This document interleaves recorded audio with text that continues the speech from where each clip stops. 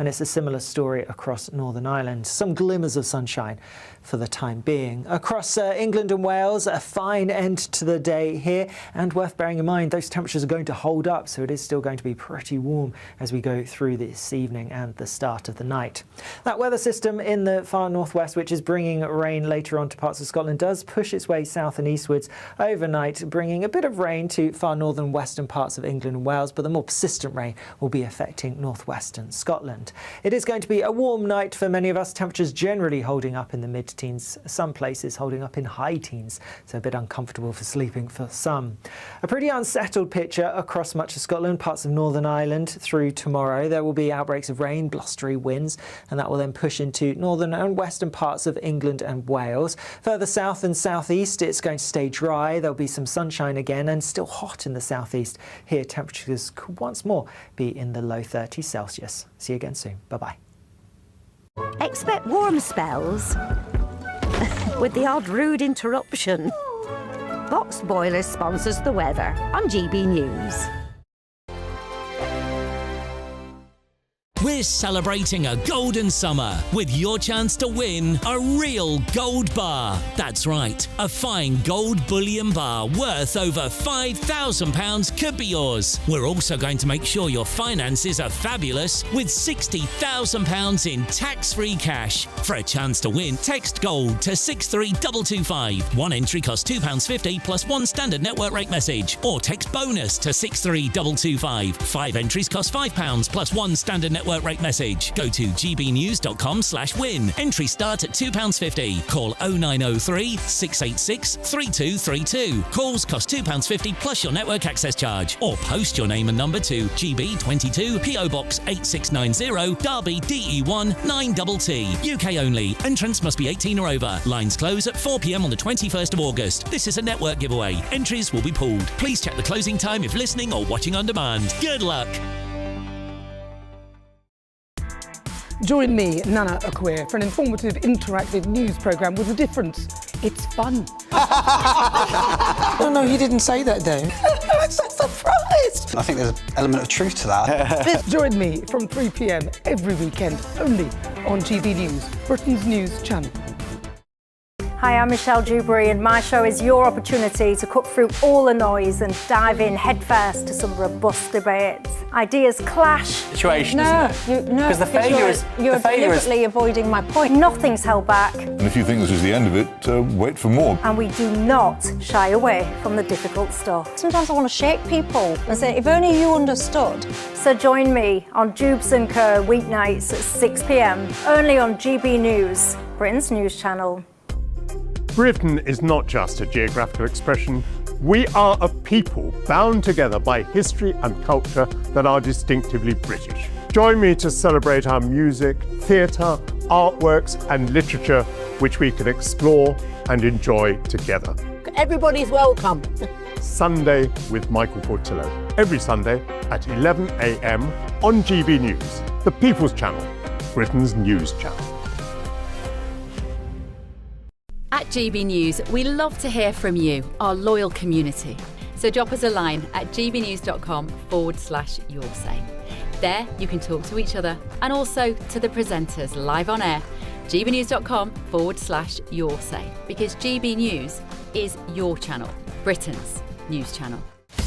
Breaking news, live updates, stories that matter. From the heart of the GB newsroom to every corner of Britain, with our team of dedicated journalists across the UK. GB News bulletins are there to deliver the latest news that matters to you. Bulletins on GB News, the People's Channel, Britain's news channel.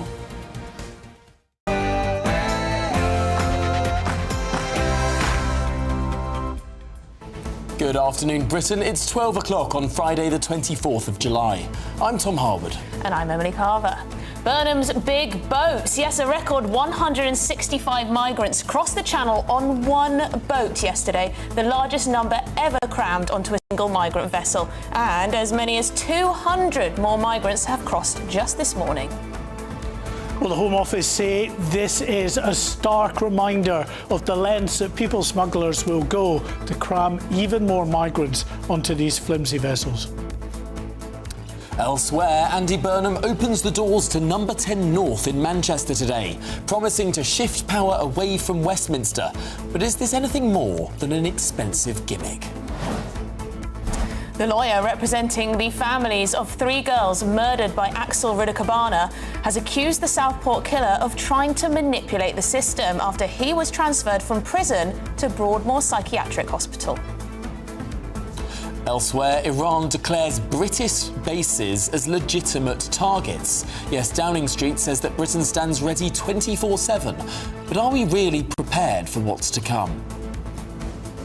And in a lighter news, Meghan Markle shares a glimpse into her Sussex summer holiday, including what appears to be a family visit to Princess Diana's childhood home.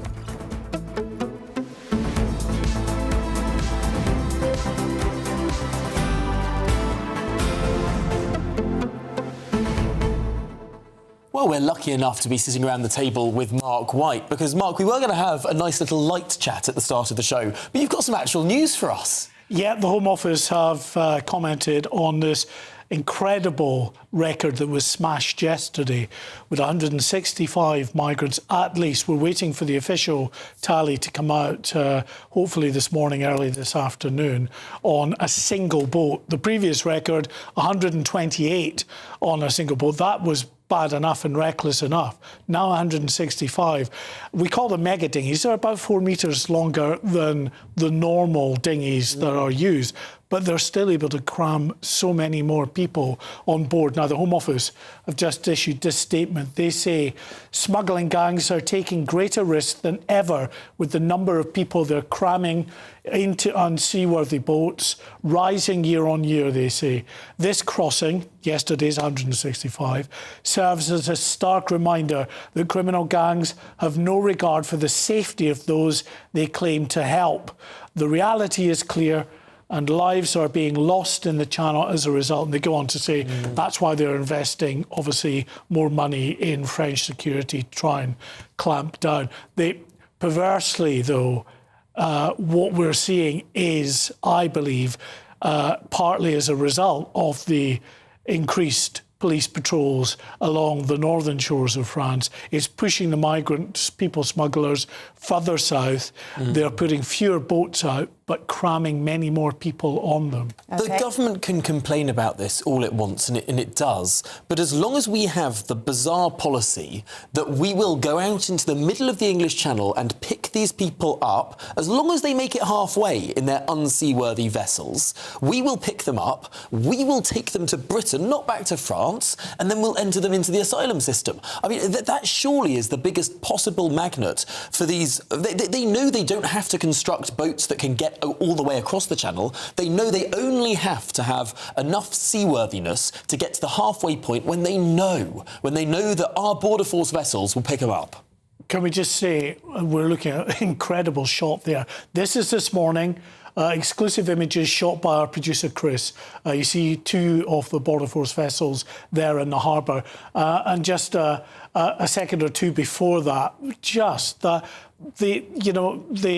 most bizarre sight of this Border Force vessel sailing by that huge cruise ship in the terminal there at Dover Harbour, because this is being used increasingly as a cruise ship terminal now as well. And one can only imagine what they are thinking as they look out the window of their lovely cabin or on the balcony of their cabin on this cruise ship, looking at all these hundreds of migrants arriving, being brought off this vessel and led ashore. Well, they're probably thinking, why did I bother bringing my passport with me? Anyway, thank you, Mark. We'll come back to you very shortly. gbnews.com/Orsay. Do get in touch. But let's get to the headlines with Tatiana.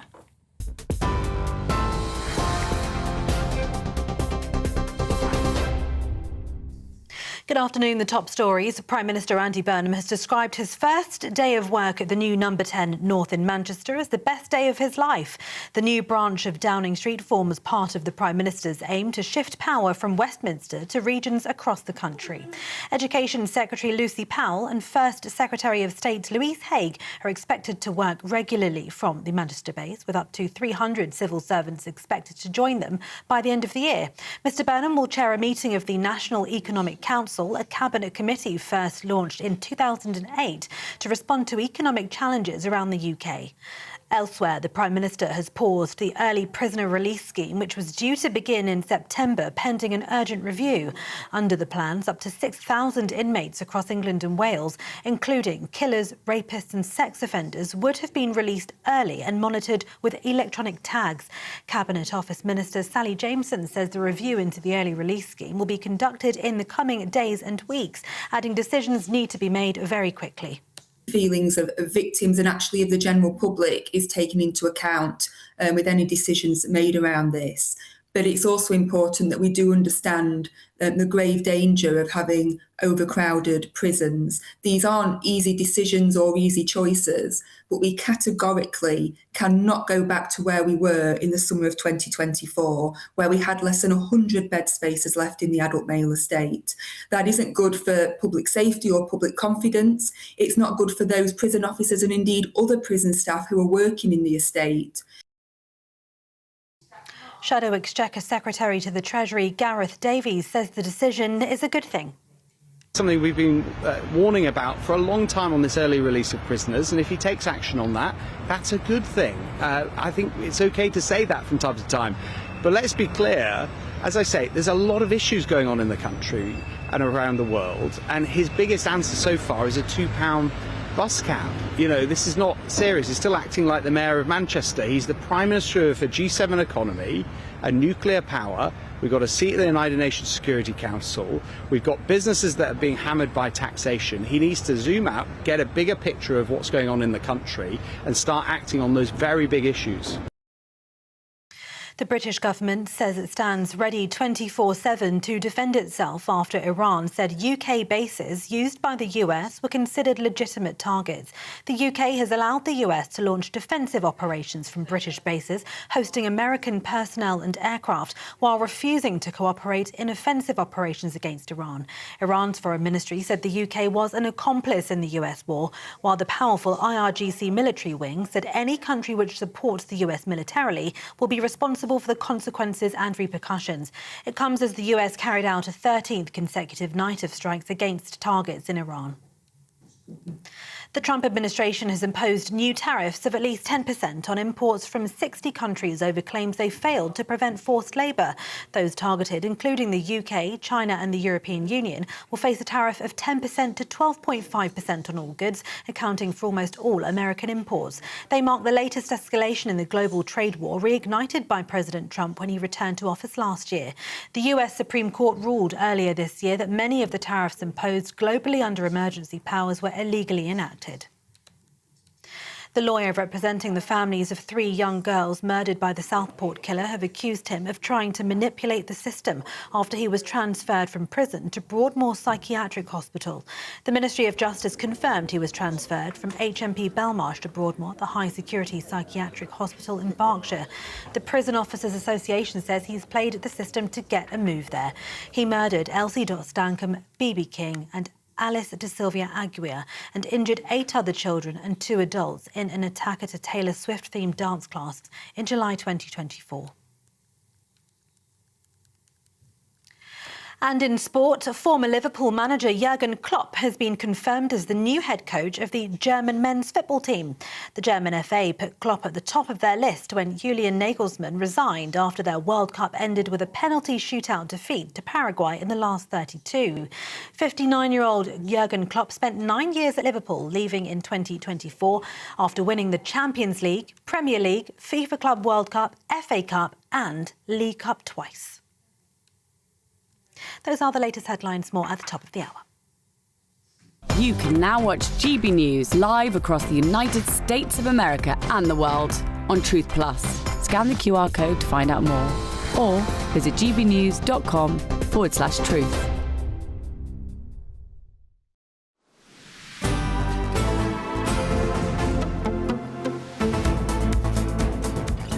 Good afternoon, Britain. It's 10 minutes past 12 and time to bring you some breaking news.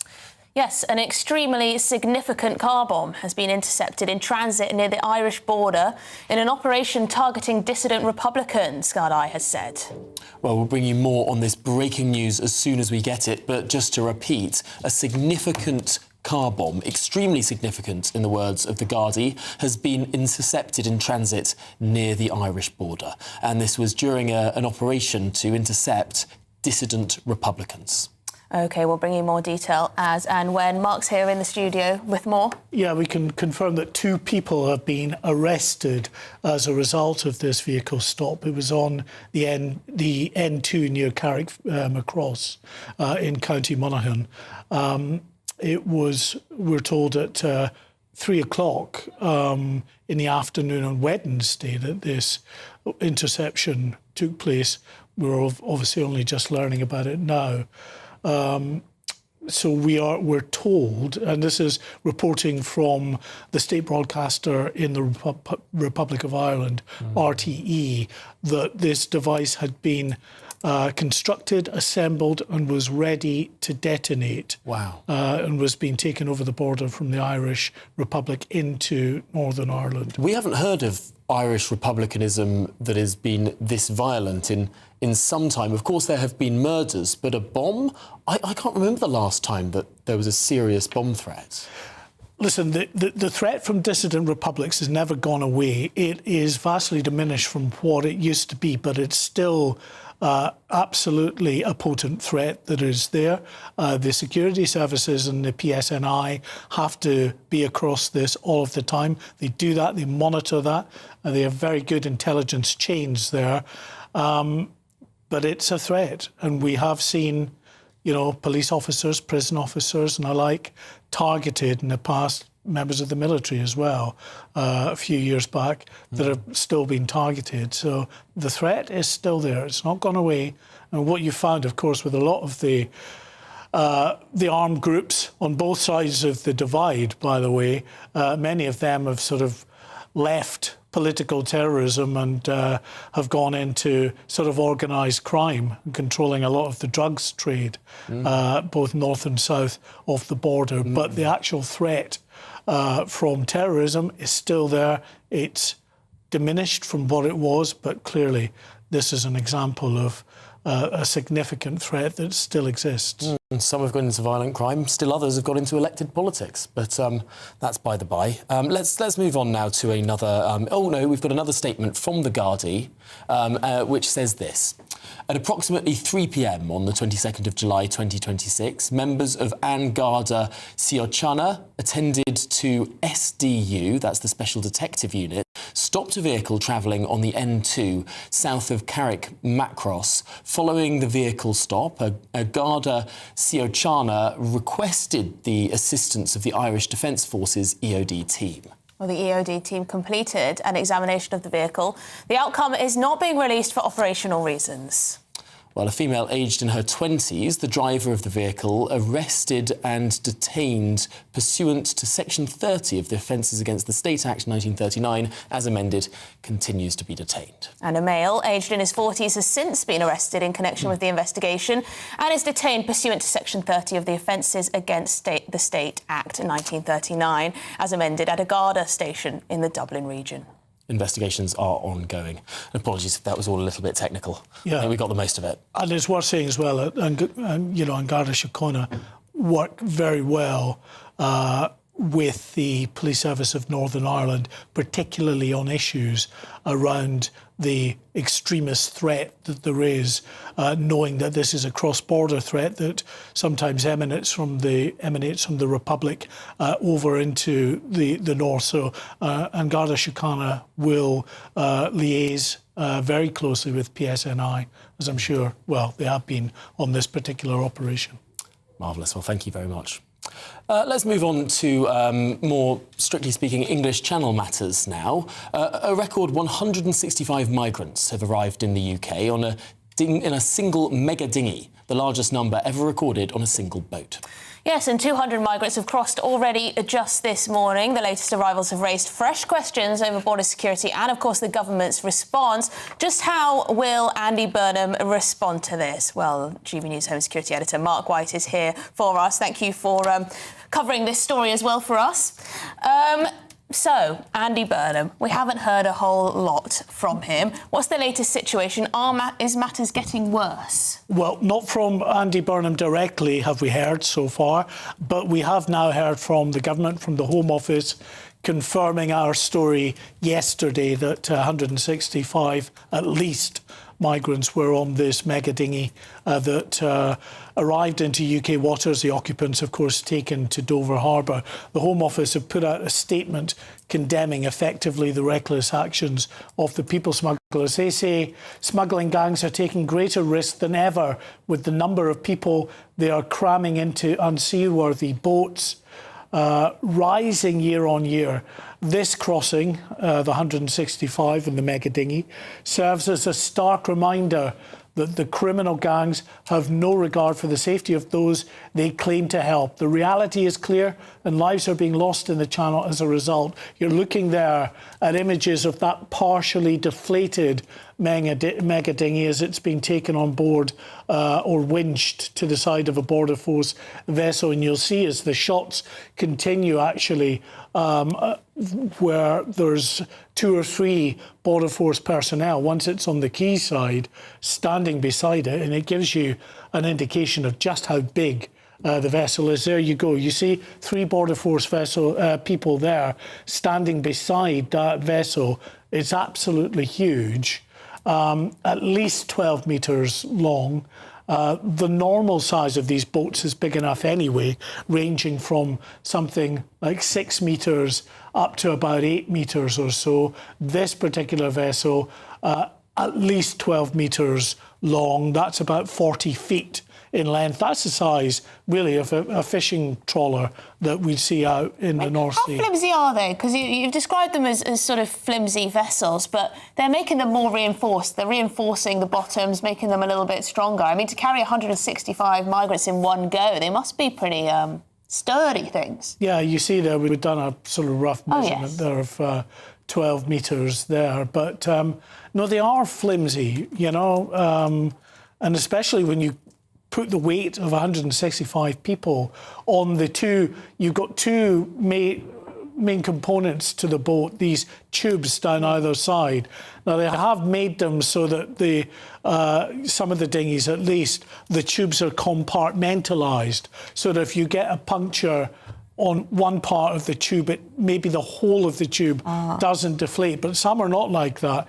And of course, the difficulty is, Border Force had told me just a few months ago when I was down at Dover looking, not at a mega dinghy, but one of the normal sized boats, which are big enough, that, you know, the sails are glued together, you know, and often the glue just gives way if it's immersed in salt water for a length of time. And of course, these boats now coming much further south from Dieppe, as one has come out of Dieppe again today, it's making its way slowly up the coast. It can be in the water for over 24 hours, immersed in salt water. The glue gives way, and these boats can just deflate. As I say, this one yesterday was partially deflated, continued up the coastal with the migrants frantically pumping out all the way and pumping more air into the tubes to keep it afloat. They did it somehow and managed to get to UK waters.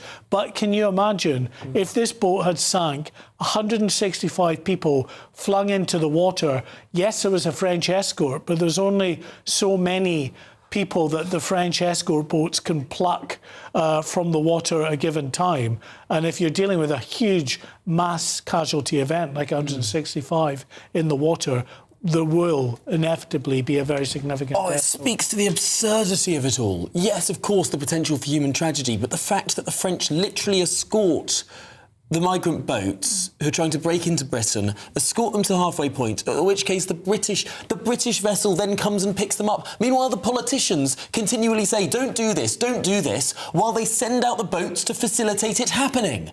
I mean, it's one part of government saying one thing, and then legal obligations forcing another part of government to act against that first part of government. I mean, how can they possibly win? It's the most frustrating thing. Well, we've said before, there's an arguable point here that this is actually facilitating the illegal trade across the Channel, because you have these French boats, once this migrant boat is in the water, will not intervene, But what they will do is escort it through the busy shipping lanes so it gets safe passage to UK waters. And if at any time it gets into trouble, they will intervene then to rescue the people on board. So your safety is being guaranteed by the French. Also, because we filmed it, they hand out life jackets. Now, they say this is, of course, a responsible thing to do if there are migrants that are not wearing life jackets. But as I say, this arguable point is that these people smugglers can say to migrants who are a bit concerned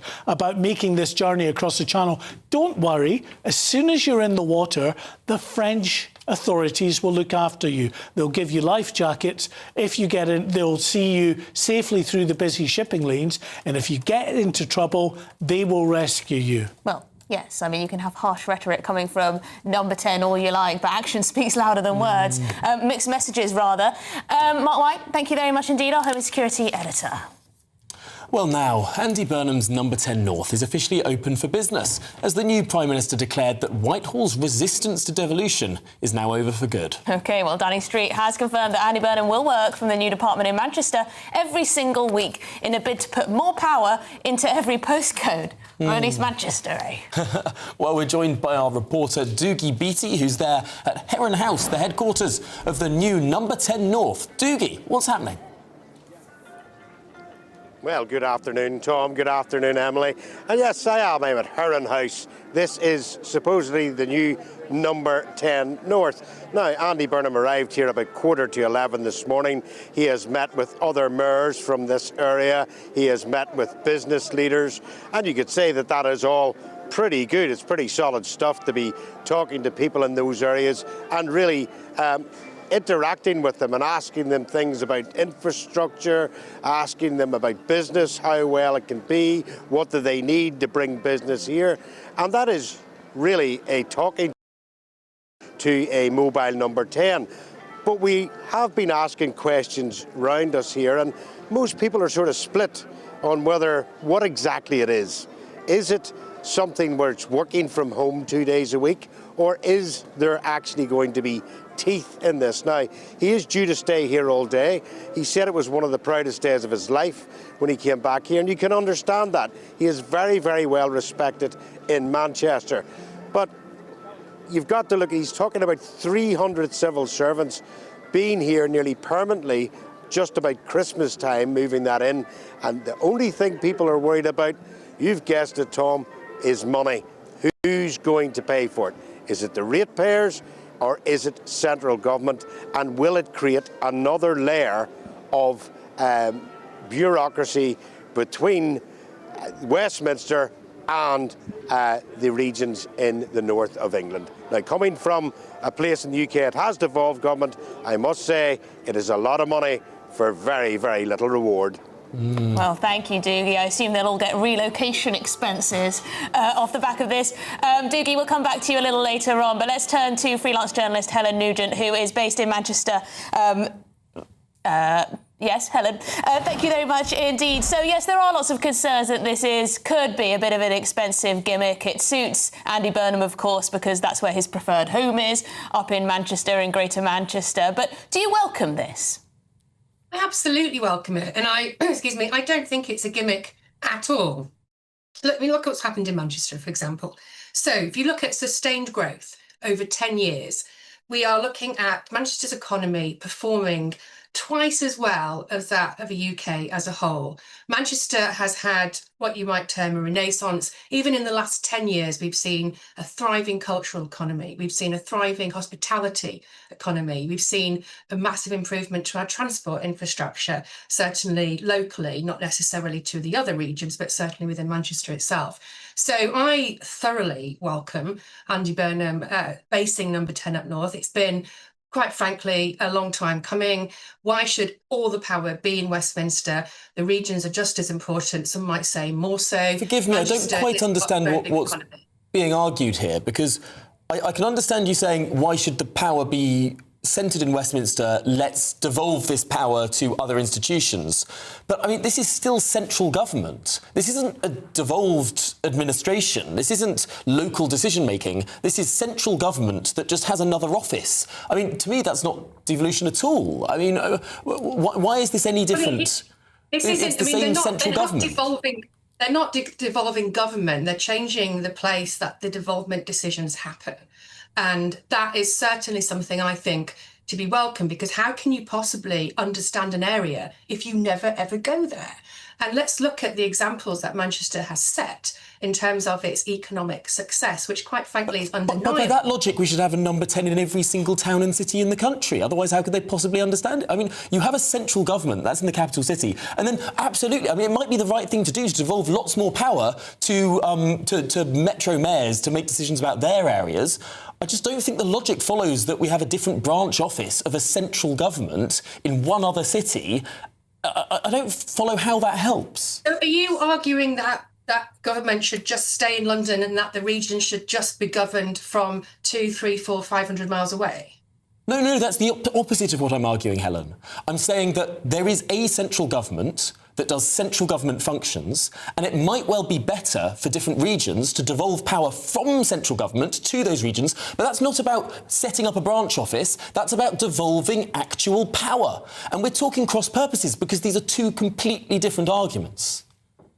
Well, I don't accept your premise on that. But what I will say is that I think that Andy Burnham saying, let's have more people who are working for the country based in more northern parts of the country, I just don't see how that can possibly be a bad thing. And also, let's remember that the civil service has gradually been devolving for years.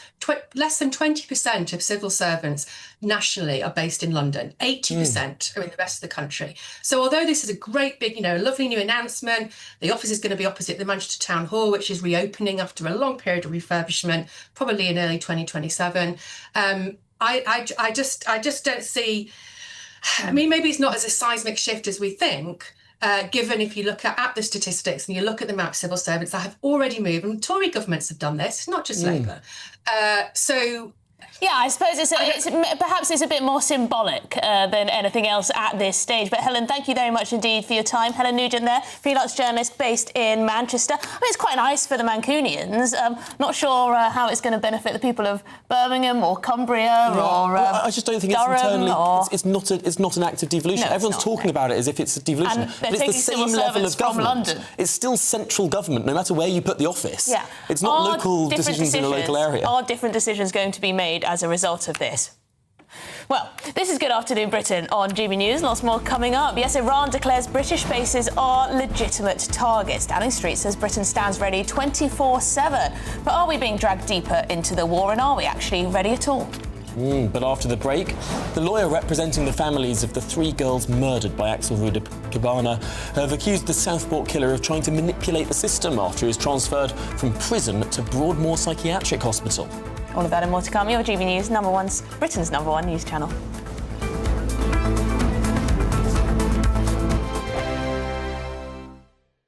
Exciting news. Every Friday, my Patrick Christie's Tonight Show is going to have a twist to it. We're welcoming some special guests. You. That's right, on Fridays I'm going to be doing my show in front of a live studio audience because this show is about you and what you have to say. It's going to be the same big debates, same big topics, same big opinions.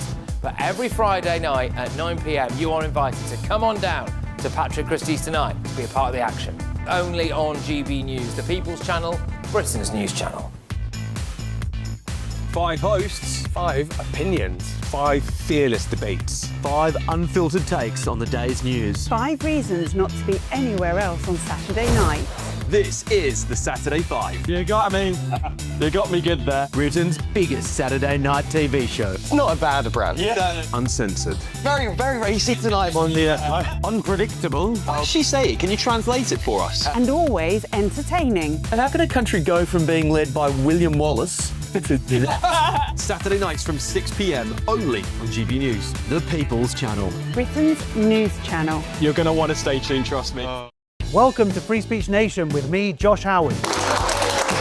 This is the show where each week we see what's happening in the world of culture, current affairs and politics. First we'll say, welcome to the UK. Oh, thank you. And we're not afraid to use our free speech so that you can use yours. It's not controversial in the slightest to anyone who hasn't lost their mind. Free Speech Nation, Sunday nights at 7 p.m. Only on GB News, the People's Channel, Britain's news channel.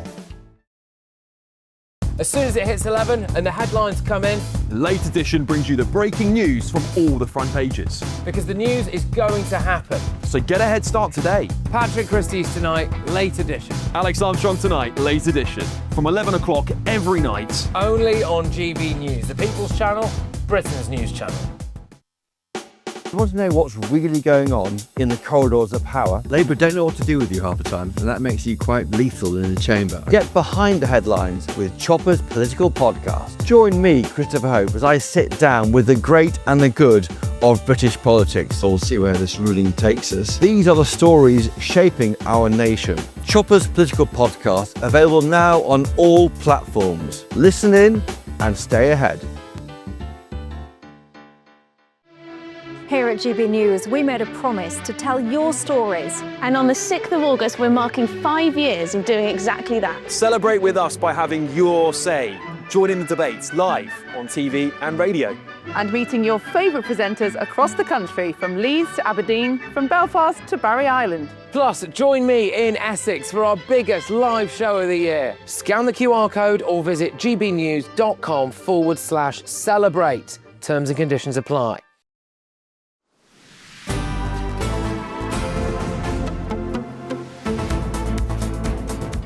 I will just say on that conversation about number 10 North, Joe's got in touch saying Burnham's taking us for fools. He just wants an office on his doorstep, early finishes, long lazy weekends. I do think that might have quite a bit to do with it. His preferred home is in Manchester. He loves Manchester. He's been the mayor of Manchester for, a decade. I think he just quite wants to spend Fridays in Manchester. So he's thinking, look at me, I can set up a number 10 North. We can get some civil servants up there. Everyone will be, woohoo. Interestingly, we're spreading government around. Jobs listings, it's mainly social media people that they're advertising for so far. So it's his personal work from home office, really, isn't it? Why doesn't he work from home? Probably because of his kids, but who knows? And the cost is going to be up to 20 million, apparently. That's chicken feed in the context of government. Well, if you consider everything chicken feed, then it adds up, doesn't it? It does. Got to look after the pennies. Well, the time is 32 minutes past midday, and moving on. The lawyer representing the families of the Southport victims has accused the killer of trying to manipulate the system after he was transferred from prison to Broadmoor Psychiatric Hospital. Yes, officials say the killer will remain at the high-security psychiatric hospital until he is assessed as fit to return to prison. Well, joining us now is the consultant clinical and forensic psychologist, Dr. Naomi Murphy. Thanks indeed for joining us. Why might this have happened? Well, obviously, I would say in prison that Axel Ridikabana is presented as being severely mentally unwell. It's not easy at all to get transferred to hospital. Generally, prisoners don't want to go to hospital. There's a big stigma around being transferred. So I think his behaviour must have caused concern, presenting with symptoms of mental illness. And you can only go to hospital if you are refusing treatment or your symptoms are not contained whilst you're in prison. So this would generally be a sort of a last-ditch attempt to try and improve somebody's mental health and to reduce their dangerousness to other prisoners and to staff. That this is a softer option for a young man who decided to murder 3 children and try and go after so many more, that this is almost an easier life for him and that he's now being treated as a patient rather than a criminal and a prisoner. I think that's a really common perception of the public, but actually secure hospitals are not a soft option. and prisoners do not generally want to go there. There's a big stigma around being seen as being mentally unwell. Prisoners would rather be seen as tough, dangerous, rather than being seen as mad, which is what it looks like. He's also been transferred to be treated. So as soon as his symptoms are under control, he'll be transferred back to prison. So it's a short-term intervention. I appreciate it doesn't look nice for the family to see. So the idea of a hospital is it conjures up ideas of care, lots of concern and softness there, but actually psychiatric hospitals are not pleasant environments to be in. Do explain that more. I mean, is he going to be sedated? Is he going to be strapped to the bed? Is he going to be in, I don't know, some form of restraint? Clearly, he's being moved because he's dangerous, and there are all sorts of reports at the prison that he was in that he was being violent and dangerous towards the guards and everything else. So what might he be in for at Broadmoor? He'll have very, very restrictive conditions, certainly at first until his symptoms come under control. But he's being moved because he's already dangerous. He would have been being dealt with in Belmarsh prison under very restrictive conditions. He's gone to Broadmoor. He will be dealt with there under very restrictive conditions. Probably forcibly medicated, because if he was willing to take medication, his symptoms would probably be under control in prison. And that's one of the reasons why prisoners don't want to go to hospital. Nobody wants to be forcibly medicated. And that can look like very heavy sedation. Yeah, I mean, it's sticks in the craw, really, that a high-security psychiatric hospital costs £300,000 a year for the taxpayer, as compared to £60,000 to keep an inmate in prison. Now, we don't know how long Axel Rudikabana is going to be in this psychiatric hospital, but we could potentially be spending millions, even tens of millions, for the rest of his life. It does cost more to keep somebody in hospital. Having said that, that figure of 60,000 is for a prisoner who's on normal location. Axel Rudikabana won't be. He will be in, he would probably have been in segregation. He'd have had very high staffing levels. And actually, if you think about the costs of assaults to staff and a staff member being off work, being paid during that time, it's not as simple as the hotel costs, if you so to speak. So you think it might actually be quite similar, the costs? Yes. Okay. Yeah. That's really, really interesting. Well, Dr. Naomi Murphy, thanks indeed for talking through some of the particulars there. I think I'm a bit more enlightened. I mean, if he's sedated to the point of being a potato, I think that's a pretty good outcome, really. Well, the lawyer representing the family seems to think he's manipulating the system. So, well, I mean, even say he's faking it, right? Say he's manipulating the system, and what he gets out of it is being sedated every day, sitting, lolling in a chair, unable to do anything, unable to even think. Well, I think that's a better outcome. I mean, I've read, and obviously I haven't been into this psychiatric hospital. I've read that there are sort of, creative activities, time outside of the garden type thing. Oh no! I want him sedated and maybe strapped to a chair. Just sort of head lolling about, not able to do anything. Well, a lot of people go further than that, wouldn't they? No, it depends how much sedation you want to accidentally inject. But lots more to come on Good Afternoon Britain. Iran declares British bases legitimate targets. Downing Street says Britain stands ready 24/7. But are we prepared? All of that and much more to come. You're with GB News, Britain's #1 news channel.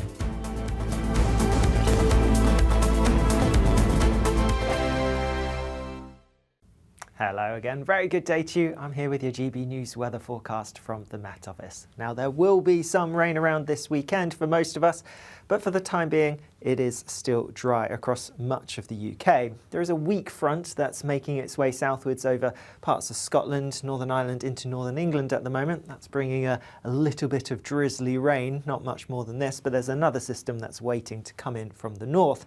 Ahead of all that, across much of England and Wales, it's actually largely fine. Plenty of sunshine, and it is going to be a bit hotter than it was yesterday for a fair few of us. Temperatures likely to get to the very high 20s, perhaps even low 30s towards the southeast. Further north, with the cloud and that rain starting to edge its way in, well, it is going to feel a bit fresher here.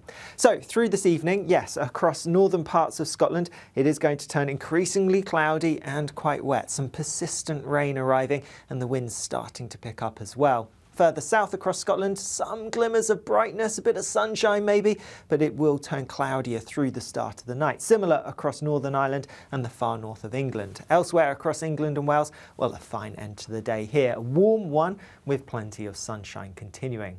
Overnight then, that rain over northern parts of Scotland pushes southwards across, well, the whole of Scotland into northern England and across parts of Northern Ireland. Heavier rain then coming into the far north of Scotland with those winds strengthening further. Meanwhile, across the rest of England and Wales, staying dry with some clear skies, bit of mist, bit of fog, a relatively warm night for most of us. Through Saturday then, a wet picture across much of Scotland, windy in the north, risk of coastal gales, outbreaks of rain coming through during the morning.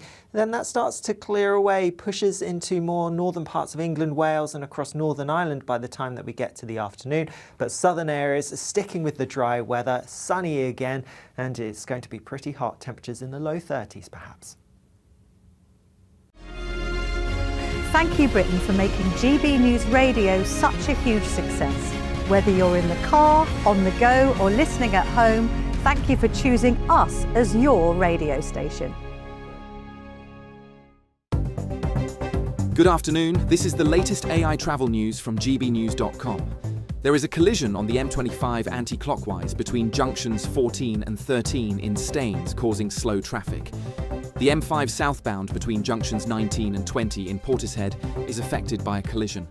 In Scotland, the A90 Kingsway southbound is closed between Old Glamis roundabout and Strathmartine roundabout due to a road traffic incident. Across Wales, the M4 eastbound from J28 Tredegar Park EB on slip to J26 Malpas is congested with possible delays. And on the trains, Avanti West Coast services are disrupted between Stafford and Rugby. For more travel news, go to gbnews.com.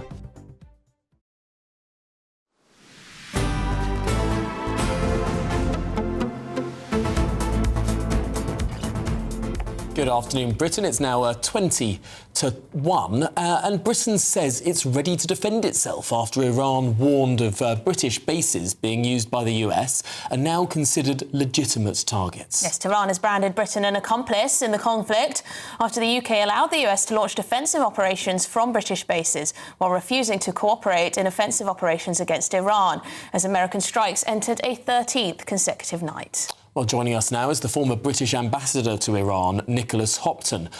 Nicholas, thanks indeed for joining us. Now, of course, British bases have been targeted before. RAF Akwatiri was hit very early on in this conflict. But now we're talking about British bases on the soil of the United Kingdom proper. Yes, this does look like it's becoming increasingly difficult for the UK to walk the tightrope we've been walking since the start of this war in the end of February. On the specific threat from Iran to UK RAF bases, there are a lot of questions about how credible that kind of threat really is. For a start, whether Iran actually has the capability to launch missiles that would reach this far. But at the same time, as you say, there have been attacks on Diego Garcia right at the beginning of the war when 2 missiles were shot down, trying to attack the base there. And on Akrotiri, I think that's slightly different perhaps because over time it's emerged that that was a missile fired from Lebanon rather than Iran. And it's not clear. The Iranians always said that it wasn't actually fired by them. It was probably their proxy, Hezbollah, who may have fired that. But this is definitely... But if you're on receipt of a drone or a missile, it almost doesn't matter if it's fired by a proxy or by Iran. Iran saying this and issuing this statement, there'll be people sympathetic to the Iranian cause, perhaps even living in Britain today, who think, right, that's my cue, off I am to go to this base, perhaps with some improvised explosive device or whatever. Well, I think that probably is the greater threat, and I'm sure that the security services are very alive to that. I mean, they've been monitoring Iranian subversive activity in the UK for many years, and as the director of MI5, publicly has stated there have been a number of documented attempts by IRGC activists or people acting on behalf of them to target people in this country. Those attempts have been stopped by our security services, and I think we should have confidence in our security services that they will be able to defend British bases and British interests from any attempt by the IRGC to target us. And the IRGC has made threatening remarks towards what they call the British monarchy regime. Is that a direct threat, a veiled threat perhaps, to the royal family themselves? Well, I think the very terminology used suggests that it's not coming necessarily from the whole of the Iranian government system, the National Security Council, which seems to be effectively taking the big decisions for Iran. That sounds like a statement made by a commander of the IRGC or some sort who really doesn't have a full grasp of how the British system works, calling it British monarchical system. I don't think one should read so far into it to say that this is about targeting the royal family. I don't think that's the correct interpretation. I think what it does reveal, though, and British people should be alive to this, is the deep sense of history, very keenly felt in Iran, among Iranians, of the history between our two countries. Some of it's positive over the last couple of hundred years, but a lot of it is less positive. And in that statement, the person goes on to refer to occasions when Britain has acted, not in recent times, but perhaps, say, in 1953, Britain is accused of destabilizing an elected government in Iran with the After US Iran tried to steal our oil. Well, it was a case of nationalisation. You're absolutely right. Yeah, that's what expropriation. The incident. Well, that's the interpretation the British government certainly put on it at the time. But obviously that overthrow of the elected Iranian Prime Minister at the time is still remembered and keenly felt, particularly by activists within the Islamic Republic. But all Iranians are aware of this in a way that in the UK we aren't aware of that history so much these days. Well, I mean, some people aren't, maybe, but I suppose it is absolutely fascinating to see how this all plays out. Let's hope that we've got some defences here in Britain, because it does feel like sometimes we think that the English Channel is going to protect us when we might already have threats walking around amongst us today. Not quite. Nicholas Hopton, thank you very much indeed, former British ambassador to Iran. Yes, I mean, we're warned nearly every day by our security services that there are people who want us harm in this country, already living here, already living quite freely. Right, and then all it takes is a statement for people to think, oh, that's an inspiration or that's an instruction. Yeah, absolutely. Well, this is Good Afternoon Britain on GB News. Lots more still to come. Yes, Meghan, the Duchess of Sussex, she shared a glimpse into her Sussex summer holiday, including what appears to be a family visit to Princess Diana's childhood home. Well, if you're in search of some holiday sunshine of your own, perhaps not in the English countryside, maybe you'd like to travel to Europe. Well, here's the weather over there. I forecast a perfect holiday in the sun. Weather looking good then? For sure, and no worries about our travel insurance. All Clear Travel Insurance sponsors GB News travel destinations forecast. The heat we've had this week across some parts of Europe, that is now starting to ease and clear away towards the south. Nonetheless, there's some high humidity around, still some high temperatures. And with that, there's the risk of some heavy thundery showers affecting parts of northern Spain, southern France through tomorrow. Mostly dry for Italy for a day or so, similar across parts of Greece, with today's showers clearing away towards the east, more affecting Turkey. But there is the risk of some further showers for both Italy and Croatia into next week. All Clear Travel Insurance sponsors GB News travel destinations forecast. GB News Breakfast, every day from 6 a.m. What do you think about where we're going to get our future athletes and our Olympians from when we're telling our children, oh, you can't go out and partake in sports today because it's a bit hot? It really worries me. We have a generation that spend their life being very inactive, an awful lot of time on mobile telephones, coming up with every excuse as to not to move and not to be moving. Sport in schools is where we can catch every kid. And the kids that will lose out are the kids that come from areas of deprivation, because the parents that can afford to make sure their children do sport will still do that. But the parents that can't afford, sadly, will miss out. So it's really important that our kids, do enough physical activity, lay down these habits, understand about how their body works and nutrition and food and looking after themselves and health. We have a health crisis. It's really important we start early. The People's Channel. This is GB News, Britain's news channel. GB News entertainment editor Alex Davies joins us now. What a woman, what a voice, what an incredible life. What more can you tell us? Yeah, like you said, she's a singer whose songs have transcended generations, really. Everybody knows Total Eclipse of the Heart. Everybody knows Holding Out for a Hero.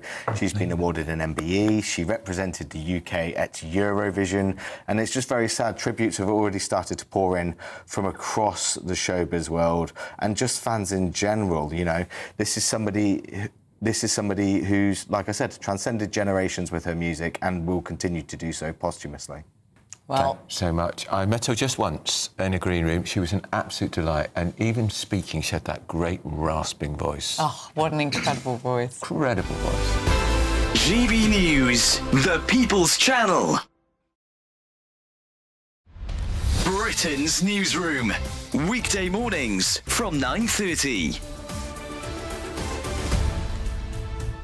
So you go along to the car showroom and only like 10%, at most maybe 15%, pay cash. The rest buy on some form of financing.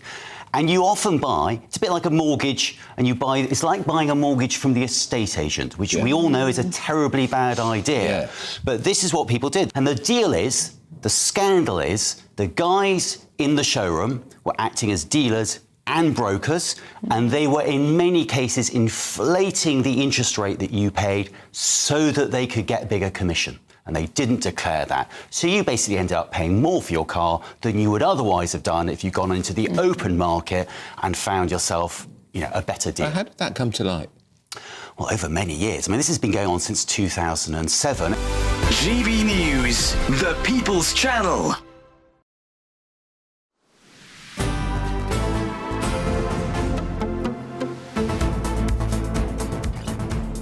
OK, 12:51 is the time, and the Duchess of Sussex has taken to Instagram again. Yes, this time to share a collection of summer holiday photos of the entire Sussex family. That looks like it's a cockpit of a plane there.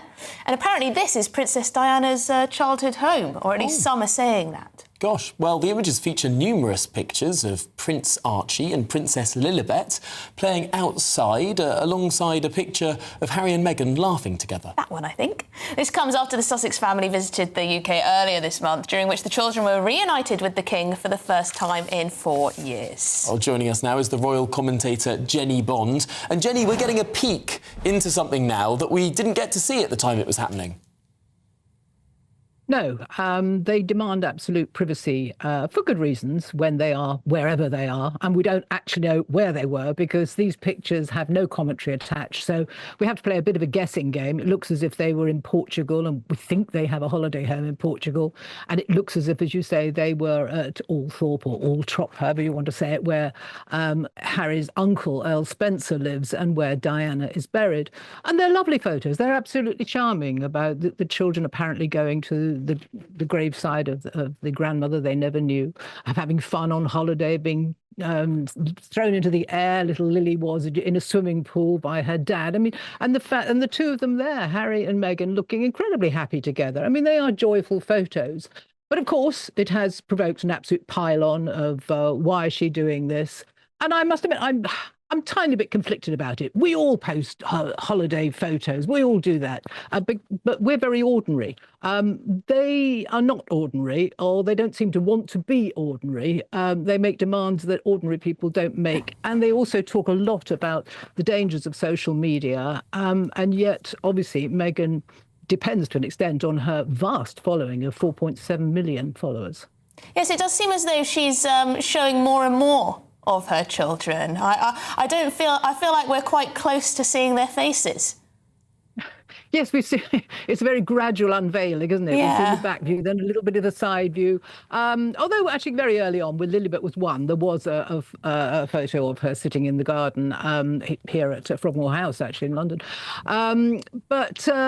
This is where I get a bit conflicted about showing the children, and to an extent the timing of it as well. It is perhaps notable that this was released the day after the Princess of Wales released footage of her family on holiday, but that was for a well-established reason, and that's because George was 13, and there is a bargain between the media and the royals that if we get these informal photos of someone who is clearly of public interest, the future King George, then they will be left alone. So there is a reason for that. Yeah. Well, Jenny, thank you very much, and do enjoy that splendid backdrop you've got there. Have a lovely time wherever you are. Appreciate your time this afternoon. Well, this is Good Afternoon Britain on GB News. Lots more to come after your latest weather.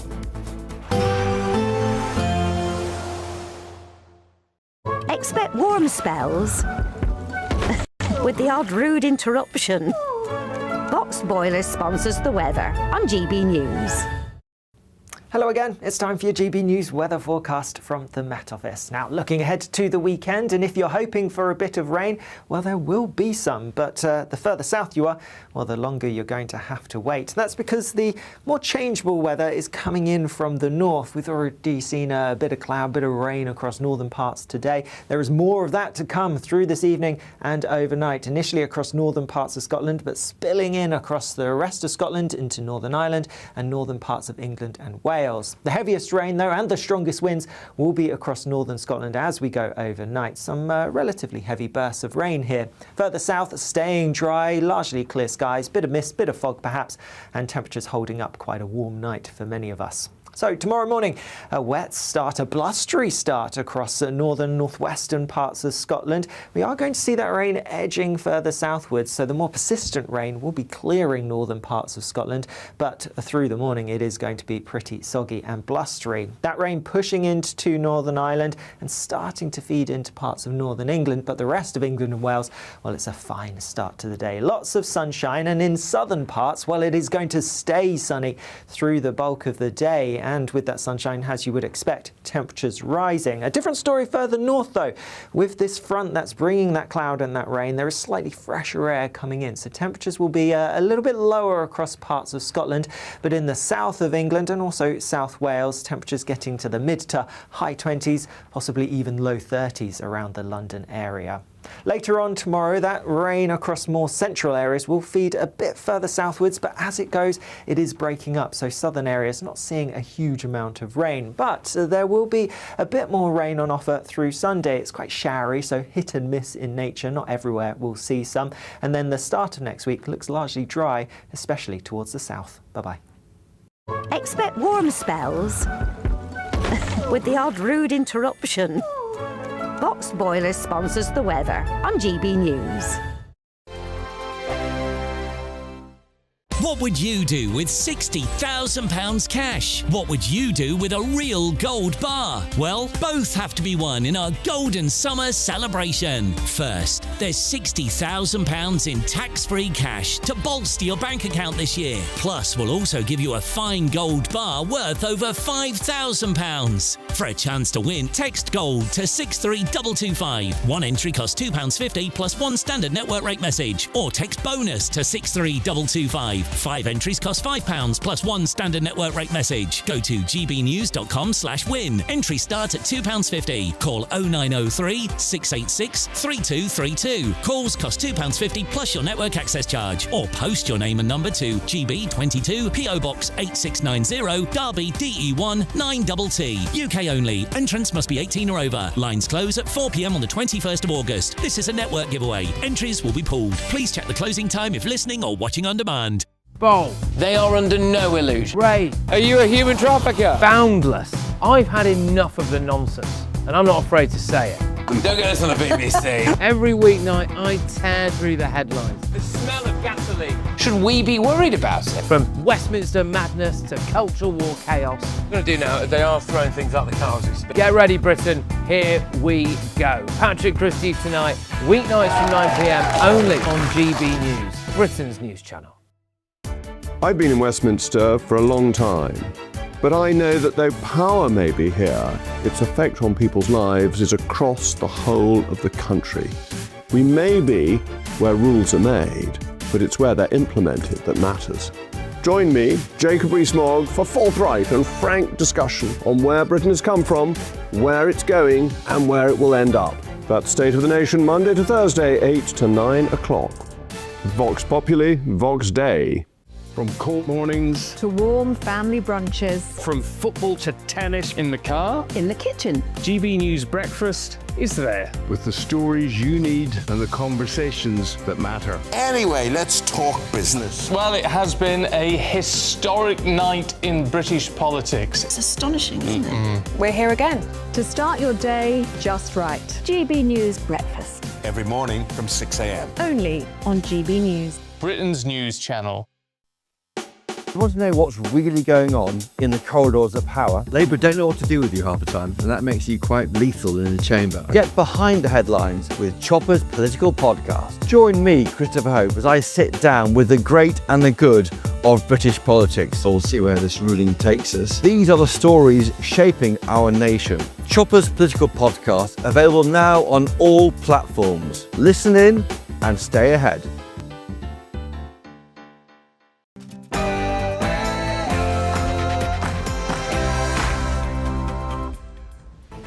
Good afternoon, Britain. It's 1 o'clock on Friday, the 24th of July. I'm Emily Carver. And I'm Tom Harwood.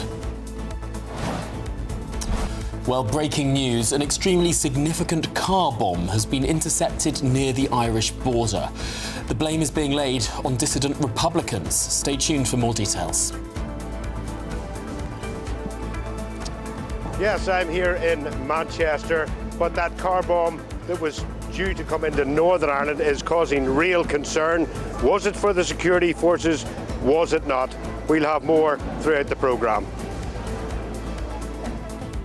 Elsewhere, a record 165 migrants crossed the Channel on one single boat yesterday, the largest number ever crammed onto a single migrant vessel.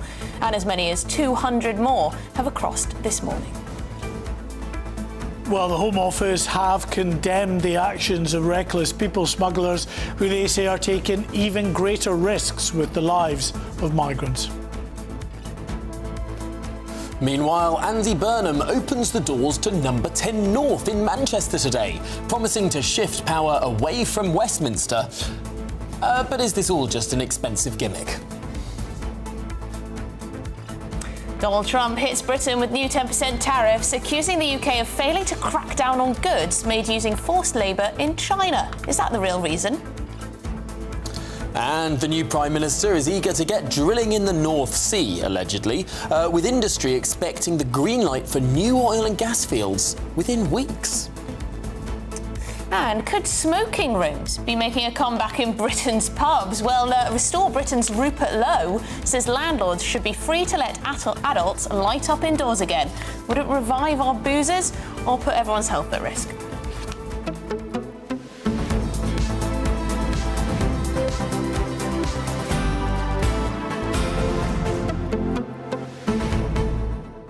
So it was 2007 when the smoking ban came in. Yeah, nearly 20 years ago. I remember discussing it at school, but I wasn't yet of the age where I was legally allowed to have a drink.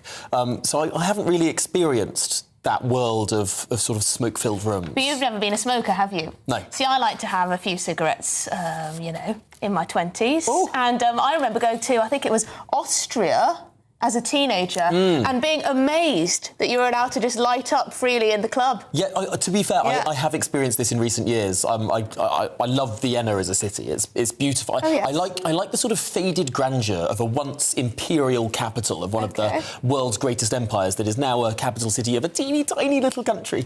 And I just find that quite adorable. It's a beautiful place. It is a very, very beautiful place. But also strange that are you just sitting in a cafe and people are just sort of lighting up and smoking and But, I mean, I'm a libertarian at heart, right? If a landlord wants to have a room of a pub that is completely separate from the rest of the pub, and people who want to smoke in there choose to do that, and everyone is a consenting adult in this equation, Why should the government stop them? That's the libertarian argument. It's, it should be up to the landlord himself. I mean, I wouldn't want to go there. I don't want to come back smelling of smoke, right? Well, you might if all the cool kids were in there, Tom. Well, you'd put up with it. I would not. You would. No, I wouldn't. You would, Mark. Listen, you two make me feel very old. That's because I am very old. But you were smoking on airplanes, weren't you? Not quite that old, but yeah.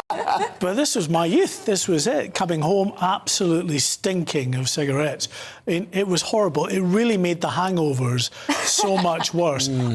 I get the libertarian argument, absolutely, that you should be able to do that, but I don't miss those days at all of just reeking. Well, we're going to be speaking to one man who thinks Britain has gone downhill since that very point that we banned smoking in pubs. If you look at the graphs, it is remarkable, right? The moment at which we banned smoking... There's a financial crash for you next. Oh, no. Let's ignore the other factors. It is just absolutely true that the moment at which we banned smoking, 2007, Britain and America had Britain had slightly higher GDP per capita than the United States of America. We're now about 35% behind the United States. The point of divergence is the smoking ban. Now, other things might have happened at the same time. It's also true that we passed the Climate Change Act the following year, that we passed the Equality Act in 2010. We got a bit woke then. That's the issue, eh? That's the issue. Anyway, before we move on, an interesting aside that was a consequence of the banning of cigarettes in bars. Before, all you ever smell in a bar was the smell of cigarettes. Right. When they were banned, suddenly other aromas were much more prominent and detected by people. So individuals with a flatulence problem were absolutely... So people were used to farting just out and about. People never smell anything like that, but once cigarettes disappeared, suddenly people go, my God, who's just let one off, you know? No. Because... Well, that is a unique insight that... You would only know if you'd gone from a smoking environment to a non-smoking environment. I thought you were about to say that, I don't know, like, lots of pubs smelled of urine or something. They had to clean up and get a lot cleaner after the ban came in because they couldn't hide things. But no, this is an individual problem. Yeah. Who knew? Yeah, well, if you were getting away with, letting one off every now and again because you smell it. Anyway, GBNews.com/YourSay, join in the debate. Would you allow pubs to bring back smoking rooms? Is it their right? Anyway, let's get to the headlines with Tatiana Sanchez. What? Mark's making...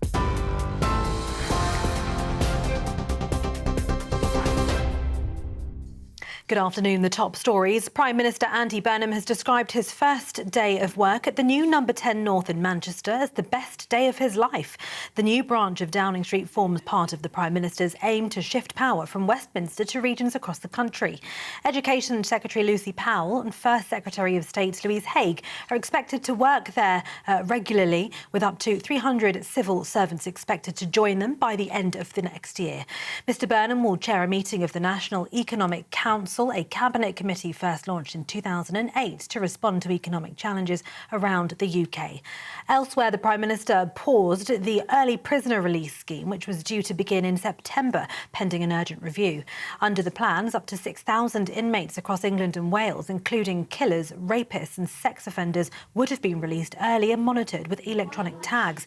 Cabinet Office Minister Sally Jameson says the review into the early release scheme will be conducted in the coming days and weeks, adding decisions need to be made very quickly.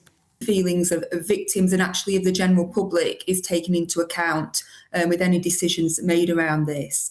But it's also important that we do understand the grave danger of having overcrowded prisons. These aren't easy decisions or easy choices, but we categorically cannot go back to where we were in the summer of 2024, where we had less than 100 bed spaces left in the adult male estate. That isn't good for public safety or public confidence. It's not good for those prison officers and indeed other prison staff who are working in the estate. Shadow Exchequer Secretary to the Treasury, Gareth Davies, says the decision is a good thing. Something we've been warning about for a long time on this early release of prisoners, and if he takes action on that, that's a good thing. I think it's okay to say that from time to time. But let's be clear, as I say, there's a lot of issues going on in the country and around the world, and his biggest answer so far is a £2 bus cap. This is not serious. He's still acting like the Mayor of Manchester. He's the Prime Minister of a G7 economy, a nuclear power. We've got a seat in the United Nations Security Council. We've got businesses that are being hammered by taxation. He needs to zoom out, get a bigger picture of what's going on in the country and start acting on those very big issues. An extremely significant car bomb has been intercepted by Irish police near the border with Northern Ireland. Ireland's Minister for Justice, Jim O'Callaghan, described the seizure as very worrying. A female driver in her 20s was arrested after the Gardaí discovered the military-grade explosive during an operation targeting dissident Republicans. It was in a car travelling in County Monaghan, about 6.2 miles from the open border between the Republic of Ireland and Northern Ireland. A man in his 40s has since been arrested and is being held at the Garda station in the Dublin area. Singer Chris Brown has pleaded guilty to a fray over a confrontation at a London nightclub in which a man was hit over the head with a bottle. The US musician faced an allegation he attacked a former friend at the Tape Club in Mayfair in 2023. At Southwark Crown Court today, the R&B singer admitted an additional charge of a fray. The 37-year-old denied charges of grievous bodily harm and actual bodily harm against Abraham Dior. Prosecutors have now dropped the assault charges and he'll be sentenced in October. The lawyer representing the families of 3 young little girls murdered by the Southport killer have accused him of trying to manipulate the system after he was transferred from prison to a psychiatric hospital. The Ministry of Justice confirmed he was transferred from HMP Belmarsh to Broadmoor, the high-security psychiatric hospital in Berkshire. He murdered Elsie Stankham, B.B. King and Alice De Silva Aguirre and injured 8 other children and 2 adults in an attack at a Taylor Swift-themed dance class in July in 2024. And in sport, former Liverpool manager Jurgen Klopp has been confirmed as the new head coach of the German men's football team.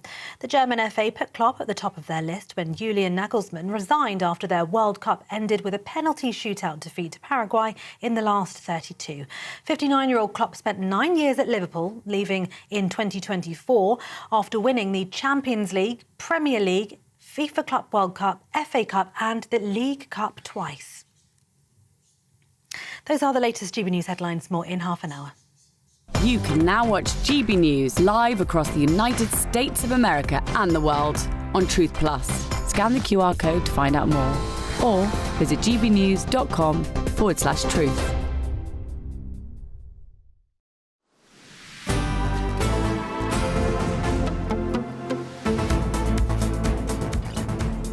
Good afternoon, Britain. It's 10 minutes past 1, and now to some breaking news. Irish police say they've intercepted what they describe as an extremely significant car bomb near the border with Northern Ireland. Yes, the Gardaí say the operation targeted dissident Republican activity and investigations are continuing. Well, Garda Commissioner Justin Kelly said that it was an intelligence-led operation and confirmed officers have information about those believed to be involved. OK, well, we're joined by GB News reporter Doogie Beattie. Doogie, what can you tell us? Well, this is very sinister indeed. And where it was crossing the border in particular on that Monaghan border would suggest that the targeting may have well be in the west of the province. But I'm not, what sources are telling me is that it may not have been for security forces. This may have been something else very, very sinister. Now, we know that dissident Republicans, people like Anogna Hearn and so forth, are very split and divided. Lots of these groups went into gangsterism after the Good Friday Agreement, and it must be said on both sides of paramilitarism. And we haven't really seen a significant bomb coming in quite a while. Now, what I want to know is what was the military-grade explosives in that? Was it Semtex? If it was, we can fairly put that at the door of the IRA. Of course, that was supplied through Iran, through Libya by the Russians back in the 80s and 90s to the IRA. And really, what we're looking at now is who was arrested, what was in that bomb. Was it a viable device with some sort of military explosives, like in a hand grenade or a pipe bomb, or was it something else? Until that comes out, we won't really be able to point the finger at exactly who it was or what it was being going to be used for. But there's been a lot of talk at this minute in time in Ireland over immigration, and there's been a lot of frustration in amongst nationalists in the Republic of Ireland. If it's linked to them, that will be something very new and very, very sinister. Or is it something along the lines of drugs warfare or gangs trying to take each other on and basically claim turf? I am watching this very, very carefully and watching what they say when this comes out. Of course, the Oma bomb, the last massive bomb that went in Northern Ireland, crossed the borders. It's suspected right about at that same border crossing. But the bomb makers that made these bombs have long gone into the distance. And if it is a very viable device with military-grade explosives, that means we've got a new problem inside Northern Ireland. So I wouldn't be too quick to jump and say who that was being targeted at this minute in time. But the Garda Síochána works very, very well, very effectively with the PSNI. They share information on a regular basis, and really that is the difference between the 90s and now. Doogie, as you say, we don't know what the contents of that car bomb was, but we do know that it was essentially ready to go. Is that right, Doogie? Ready to go and could have potentially caused a huge amount of harm. Well, that is it, and we're not too sure how much explosives was in that device. Was it an undercar device? Was it one that was packed into the boot and could have done serious, serious damage to buildings in and around Northern Ireland, or indeed security force posts? Now, that border has never been targeted the same way because, of course, it is now an open border. You've heard me talking about that, about immigrants coming across that border and how the EU has now pushed the customs border into the Irish Sea. So as a result of that 300 and something mile border no longer has those military posts on it, so there's no targets on it. So you can be sure that that bomb was travelling further into Northern Ireland, and it'll be interesting to see who exactly was involved in it, what the military-grade weapon was it timed, was it remote control bomb, because that as well will give us a clue to who the organisation was that actually put it there. If you go back to the days of the IRA, they were very sophisticated. They had trained in Libya. They knew exactly what they were doing, whereas organisations such as the INLA were more about kicking bar doors open and shooting people, and they were a different organisation. So we have to be very careful where we tread here as to what the target was, and we will know that when we actually hear what the explosives are. Well, Doogie Beattie, thank you very much indeed for bringing us all of that. A hugely concerning situation, and of course we'll have more as we learn more. Absolutely. Well, in other news, a record 165 migrants have arrived in the UK on a single mega dinghy. That's the largest number ever recorded on one single boat. Single mega dinghy. Well, it comes as up to 200 migrants have crossed just this morning. Indeed, the latest arrivals have raised fresh questions over border security, of course, and the government's response to this issue. Well, joining us is our Home and Security Editor, Mark White. Mark, the numbers on these boats just seem to be getting larger and larger. We can illustrate this by the very latest figures that have come out now from the Home Office, the confirmation of how many crossed yesterday. 366 crossed. But the significant thing is they crossed in just 3 boats. Wow. So that's 165, we believe, on that mega dinghy. So the other 2 boats between them had just over 100 each on them as well. So, I mean, that just gives you an indication of how very significantly the numbers that are going on these not-so-small boats has increased in recent years. And that is, or recent months, and that is partly as a consequence of the fact that you are seeing more police patrols in the northern sector of northern France, along the beaches between Dunkirk and Calais. That's pushing the people smugglers much further down the coast to Dieppe. And as we speak, a boat launched from Dieppe this morning is making its way slowly up the coast, calling in at various pre-arranged points with migrants on the coastline to pick up more as it heads its way north. We've had 100 so far today. There could be potentially another 80 odd. We don't really know by the time that other boat gets in, if it makes it all the way to UK waters. That's going to be more than 700 in Andy Burnham's first week in charge at Downing Street. We're looking there at the images of this so-called mega dinghy. It's there in the water there. It was partially deflated because there was a leak on this flimsy vessel, because 165 people were crowded onto that vessel, and they were seen by the French lifeboat desperately pumping air into it to keep it afloat as they continued their journey north towards UK waters. Well, they made it.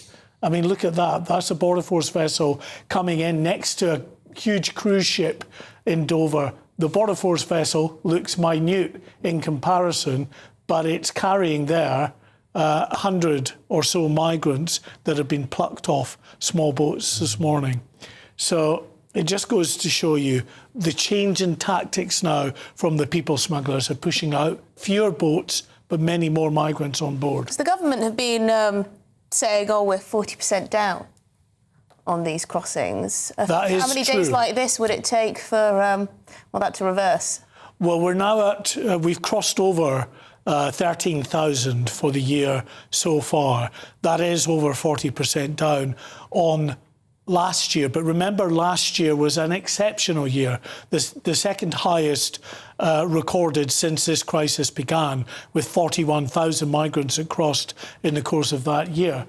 But everything that we're talking about, the weather, we rehearse this all the time. If the wind is over about 10 or 12 miles an hour in the channel, it makes it impassable for these boats to get across. But also add to that the change in tactics because of the way in which France has been responding and putting patrols out further north. That's pushing them further south, and meaning they have to get hundreds and hundreds of migrants further south as well. So that takes more time to do that. It will mean a temporary, probably, I would suggest, reduction in the numbers crossing. But as we've said again, migrant people smugglers will always adapt and overcome. And, you know, once they've figured out a way of getting bigger numbers across, expect the numbers to start rising again. It's absurd. It's like a game. Watching those images there of people cramming themselves into the boats, just waiting until they get out into medium-depth water, at which point, effectively, the French police go, well done. You've achieved it. We're not going to stop you now. In fact, here's a boat to thank you for achieving the goal, for completing the game, for doing the test. We're now going to escort you over to the midpoint of the English Channel, and then an English boat is going to come up and pick them all up to say, well done. Look at you. You've gone through your assault course. You've done your total wipeout scheme, and you've jumped through the hoops that then get you into the system. I mean, it's absurd that we facilitate this. You make a really good point, and I think it's also worth us reflecting on the fact that we get statements from the authorities quite regularly that, for me, seem to absolve the migrants of any personal responsibility here. Yeah. It's always about the cruel people smugglers, the reckless people smugglers who are putting migrants' lives at risk. The truth of it is, these migrants, not the children, but the adults, are seeking out people smugglers right from the source country, whether that is on the continent of Africa, in the Middle East, Asia, wherever it is. They seek them out, they pay them thousands of pounds in order to be smuggled and then to be put on a boat for what is undoubtedly a dangerous journey across the Channel. I don't think that we should absolve the migrants of that personal responsibility. They're putting their own lives at risk. Should we call them people smugglers, given that? I mean, obviously it's the term that is the sort of agreed upon term. Yes, no, absolutely, we should. Smuggling implies that they're doing it secretly. No. That they're sort of hiding it. Well, they're they are. in a blooming boat. So, people traffickers are for me, there's an element of coercion and trafficking.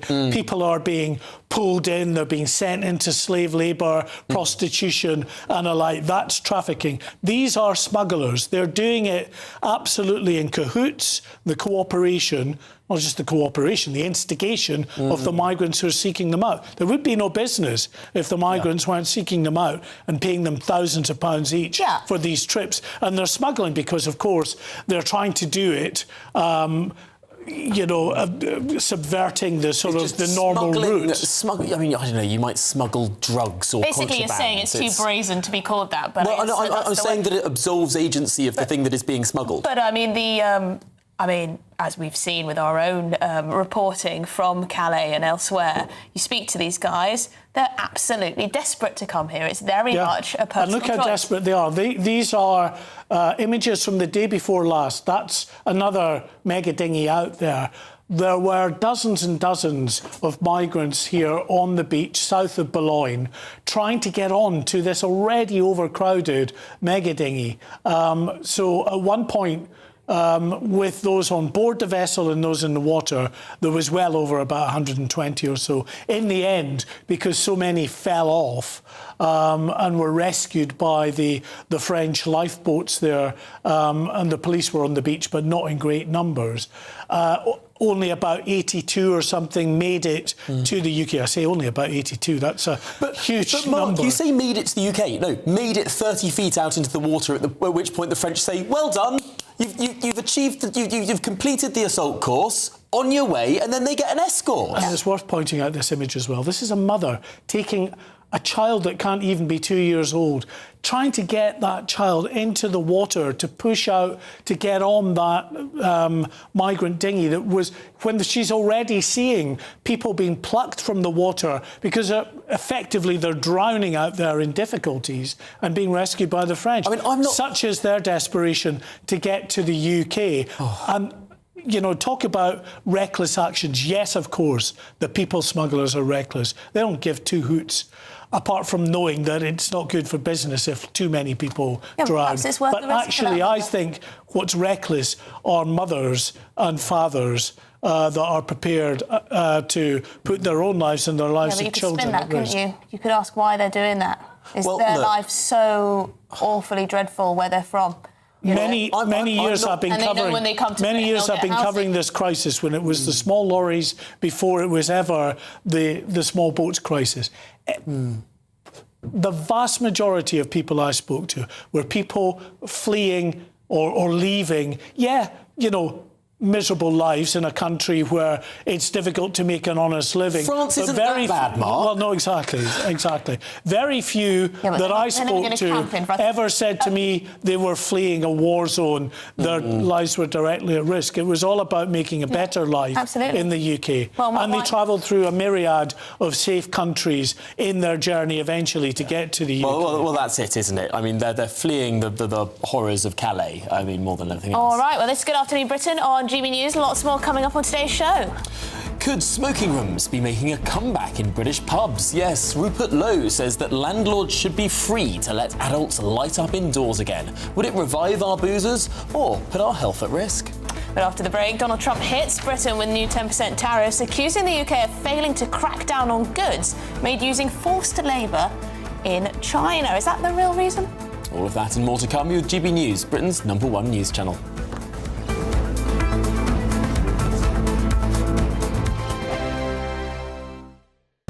Exciting news. Every Friday, my Patrick Christie's Tonight Show is going to have a twist to it. We're welcoming some special guests. You. That's right, on Fridays I'm going to be doing my show in front of a live studio audience because this show is about you and what you have to say. It's going to be the same big debates, same big topics, same big opinions. But every Friday night at 9 p.m, you are invited to come on down to Patrick Christie's Tonight to be a part of the action. Only on GB News, the People's Channel, Britain's news channel.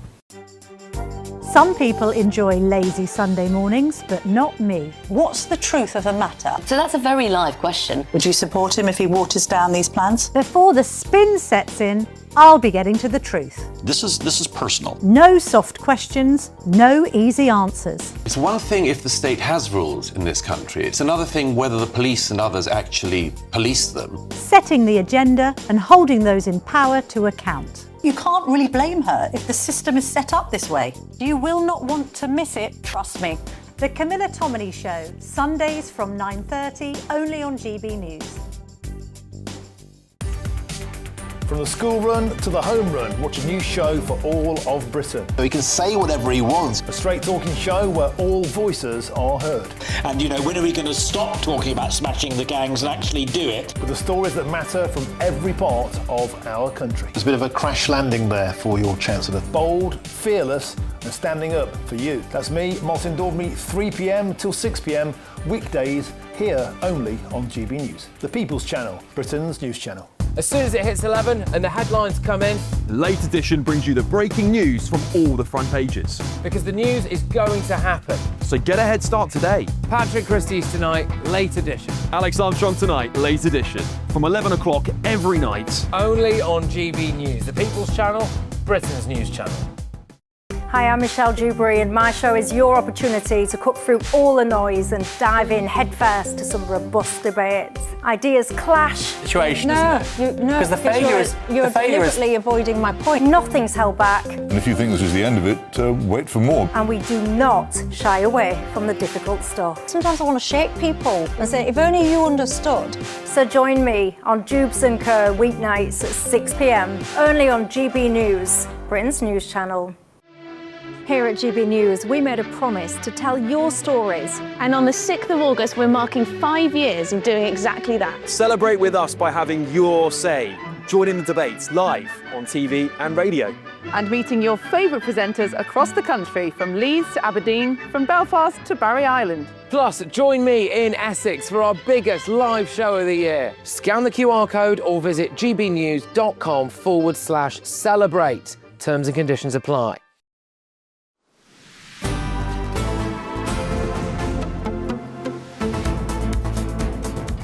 Good afternoon, Britain. It's 29 minutes past 1. Now, the Trump administration has imposed new tariffs of at least 10% on imports from 60 countries over claims they failed to prevent forced labour in the supply chain from China. Well, yes, the tariffs replace an expiring global duty rolled out by Mr. Trump earlier this year, and this will impact Britain. Well, joining us is the chair of Republicans Overseas UK, Greg Swenson. Greg, it's a bit disappointing, this. Yeah, I'm not surprised. I think the president actually cares about, child labor, slave labor. We've been talking about this for years. The fact that they've got, 9-year-olds working in factories and people working against their will. But also, it's any chance that we can fix some of the problems with the, the trade gap with China, for example, the trade deficit that we have. So you could argue it's just another excuse, but I think in this case, the president really does care about this issue. Tariff on our goods, though, from the US, that the US had already put on us. I'm just trying to see if this is actually going to have a change to our tariff rate, because the government is saying there's no negative change from this. Yeah, it's hard to figure out, and I think there's so many moving parts with the tariffs. There've been starts and stops, and I think this last round, might have some more likelihood of actually sticking. But I don't think the president has any intention of being any more harsh to the UK or other reliable trading partners. Well, I hope so, because everyone's saying, all the experts are saying that the EU is now in a better place than us. Yeah, and I think that could change, right? Because initially it was the EU, but with a higher tariff rate than the UK. The UK, as you recall, was probably the most favored nation in terms of our tariff policies. Going back to April of 25. So I don't think that this is a long-term thing. I think he's using tariffs. He uses economic leverage to get what he wants. He's very transactional. So I think that when this thing settles in, the president clearly favors the UK over the EU. There's no doubt about that. So I think that's where it settles in. I mean, isn't the truth of this that this is the sort of second best option for the president? He wanted a tariff regime where he got to sort of arbitrarily pick and choose which countries got tariffs basically on how he felt about them. The Supreme Court knocked that down in February. He had 150 days to institute a new regime, 150 days from the 20th of February. When was it? It was the 20th of February, yes. It comes to today. And so he's come up with a sort of bogus idea, because he just wants to replicate the same tariffs as he had before, but he can't legally. So he's come up with a bogus idea. This is all about modern slavery or whatever. And it's just to sort of replicate the previous regime that was declared unconstitutional. That particular method was unconstitutional, as it turns out. But I also think that there are other levers that he can pull, and this is one of them. So there are definitely articles in law that allow for tariffs based on one reason or another. Is this an excuse to pull the tariff lever? Sure, it very well might be. But it's also an issue that I think is topical. And so I think the president is going to use every legal avenue he has. He tried it. There was a lot of gray area in that decision from the Supreme Court. So there are arguments that I thought were pretty legitimate both ways, for and against. But he'll use that lever.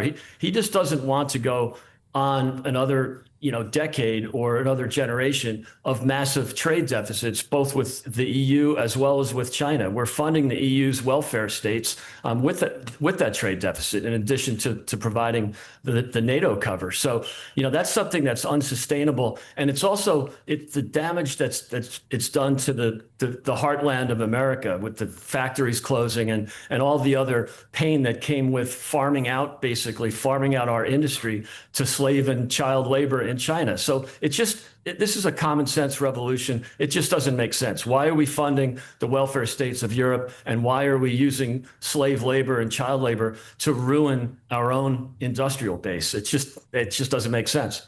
All right, Greg Swenson, thank you very much indeed. Chair of Republicans Overseas UK. I'm sure at home you'll have views on all that.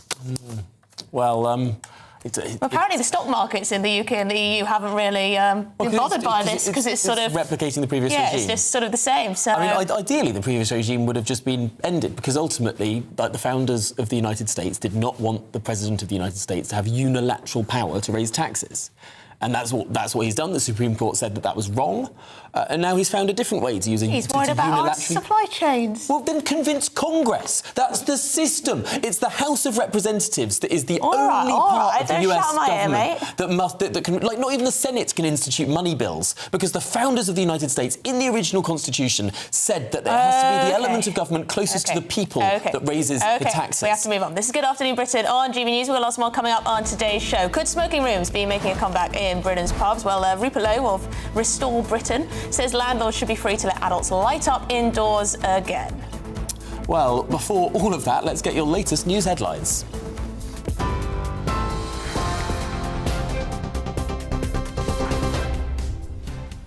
Thank you very much. The top stories. Prime Minister Andy Burnham has described his first day of work at the new number 10 North in Manchester as the best day of his life. The new branch of Downing Street forms part of the Prime Minister's aim to shift power from Westminster to regions across the country. The British government says it stands ready 24/7 to defend itself after Iran said UK bases used by the US were considered legitimate targets. Elsewhere, an extremely significant car bomb has been intercepted by Irish police near the border with Northern Ireland. A female driver in her 20s was arrested after the Gardaí discovered the military-grade explosive during an operation targeting dissident Republicans. And the lawyer representing the families of 3 young girls murdered by the Southport killer have accused him of trying to manipulate the system after he was transferred from prison to a psychiatric hospital. Those are the latest headlines. More in half an hour. Tune in to GB News Radio wherever you are. Online, on DAB Digital Radio, on TuneIn, on Radio Player, on Nation Player and on your smart speaker. Just say, play GB News.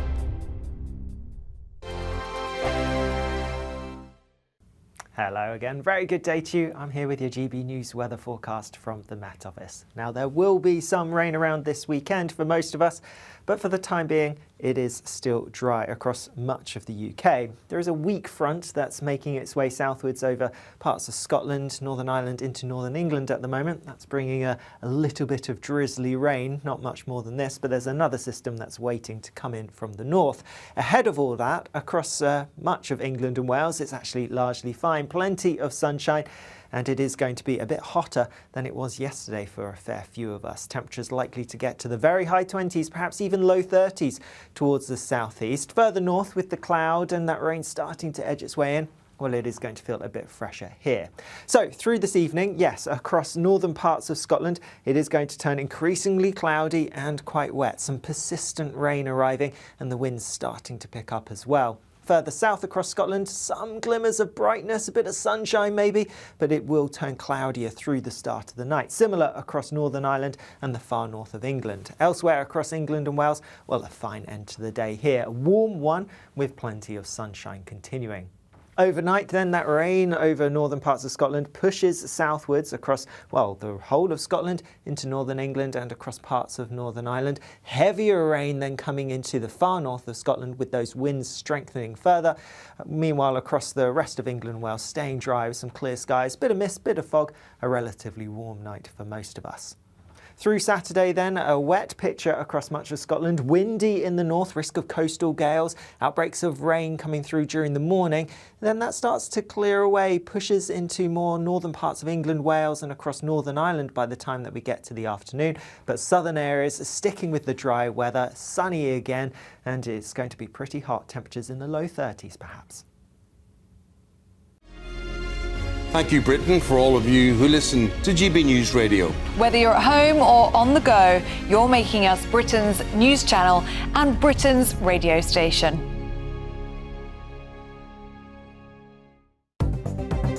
Good afternoon. This is the latest AI travel news from GBNews.com. There is a collision on the M25 anti-clockwise between junctions 9 and 8 in Reigate. The M4 eastbound slip road between junctions 20 and 19 in Bristol is also affected by a collision. North of the border, the A90 southbound is closed between Old Glamis roundabout and Strathmartine roundabout due to a road traffic incident. Across Wales, the M4 eastbound from J28 Tredegar Park EB on slip to J26 Malpass is congested with possible delays. And on the trains, there is disruption on Avanti West Coast services between Stafford and Rugby. For more travel news, go to gbnews.com.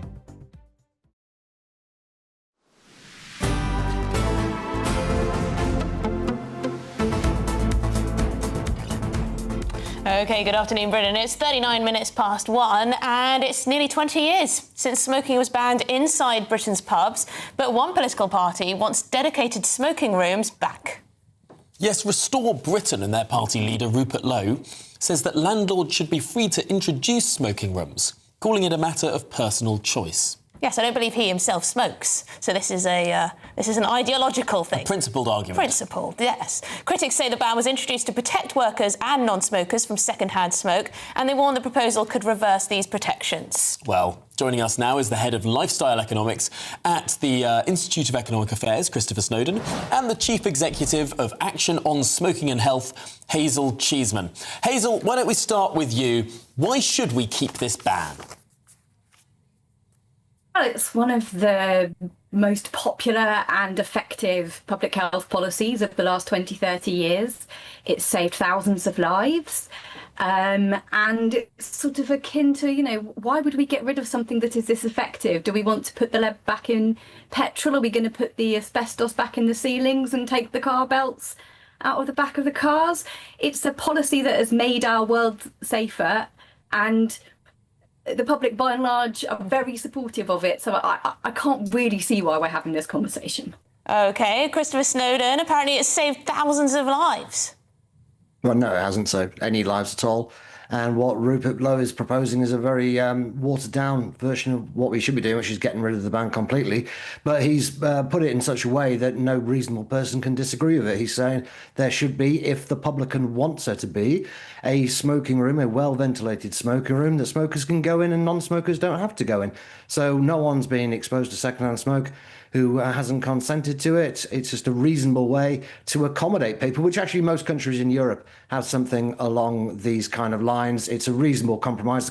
It's the reason actually that Ash opposed any kind of reasonable compromise like this in the first place 20 years ago, is because they knew that if we had a reasonable system that accommodates both non-smokers and smokers, they would never be able to push for anything more because everybody would be quite happy with it. OK, Hazel, from Ash, from Action Against Smoking and Health, what do you say to that? Well, I mean, the evidence is pretty clear that it's avoided thousands of heart attacks. We've, protected many, many people's lives by having this policy in place. I just totally take issue with the disregarding of that evidence. And in terms of it being reasonable, I mean, the reason why we don't have it is because it isn't actually a reasonable thing to implement. Where you're going to have like hermetically sealed rooms where the smoke can never escape and never expose anybody to secondhand harm. You've got workers going in and out of these spaces. I mean, it's just not a protection if you have smoking Hazel, allowed. just to pick you up on the thousands of deaths, how do you work that out? So in the year that followed the introduction of the ban in public places, it was estimated that 1,200 heart attacks were avoided. I mean, you can scale that up over the next 20 years. Was that because people were smoking less, or because these was people who would have had second-hand smoke, or what? How was that worked out? Do you know? Yeah, I mean, likely a combination of the two. So the correlation is with the reduction in heart attacks following the ban, a combination of people reducing the amount that they smoke and people being exposed to less smoke. And of course, it's the cardiovascular system that has the quickest impact. So not being exposed to smoke has the biggest, swiftest effect on your cardiovascular system. And obviously things like cancer take time to show up in the data. OK, Christopher, what do you say to that? Yeah, I remember that study. It was complete junk. It was debunked by all sorts of different people in the Times, I think, on Radio 4 as well. And by myself, it's a kind of quack science that allows organisations like ASH to push for these kind of policies in the first place. But even if it were true, which it isn't, what Rupert Lowe is suggesting would not reverse any of that, because we're talking about having very well ventilated, air-conditioned, individual, sealed-off rooms for people smoking. The air quality in the smoking room like that would probably be better than the air outside. And again, the reason that ASH pushed against using ventilation back in 2006 was because it was so effective, and they wouldn't be able to use this bogus secondhand smoke argument. They're not look, the smoking ban has never been about secondhand smoke. It's never been about bar staff. It's been about bullying smokers to make them want to give up smoking. It's very obvious this is just a coercive effort to punish smokers who have been turned into more or less second-class citizens over the last 20 years. Hazel, I can see you're itching to get in. Is it true, Hazel, that Action on Smoking and Health back in 2007 opposed the idea of ventilation in sealed-off rooms? Well, it was shown to not really remove the harmful components, that you couldn't really put ventilation systems in that did the job. So, I mean, the reason why we were in favour of taking the smoke fully outside was because that was the only way to protect workers. And the notion that it's bullying smokers, I mean, it's very popular with smokers as well as non-smokers. I mean, by and large, people do not want to expose other people to their harmful tobacco smoke.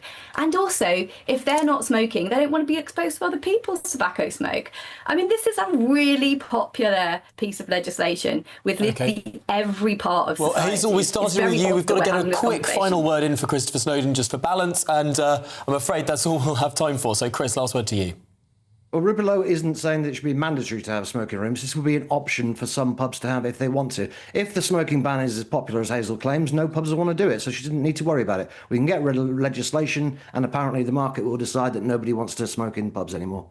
Goodness me. Well, Christopher Snowdon, Hazel Cheeseman, thank you so much both for joining us and talking through this unusual proposal. Let's see how far it goes. Yes, indeed. Let us know your thoughts. Which side of that debate do you come down on? Well, this is Good Afternoon Britain on GB News. We've got lots more coming up on the show. Absolutely. All to come after, Andy Burnham is... we're going to have a look at North Sea drilling.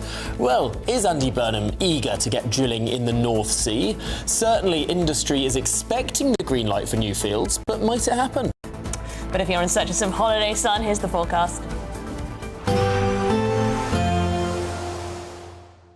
I forecast a perfect holiday in the sun. Weather looking good then? For sure, and no worries about our travel insurance. All Clear Travel Insurance sponsors GB News Travel Destinations forecast. The heat we've had this week across some parts of Europe, that is now starting to ease and clear away towards the south. Nonetheless, there's some high humidity around, still some high temperatures.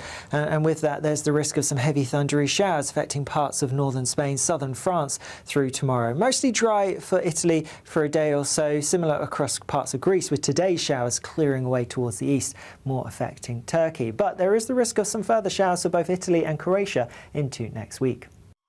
All Clear Travel Insurance sponsors GB News Travel Destinations forecast.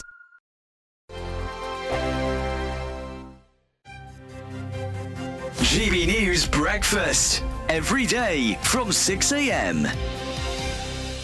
Should James Bond stay white and male?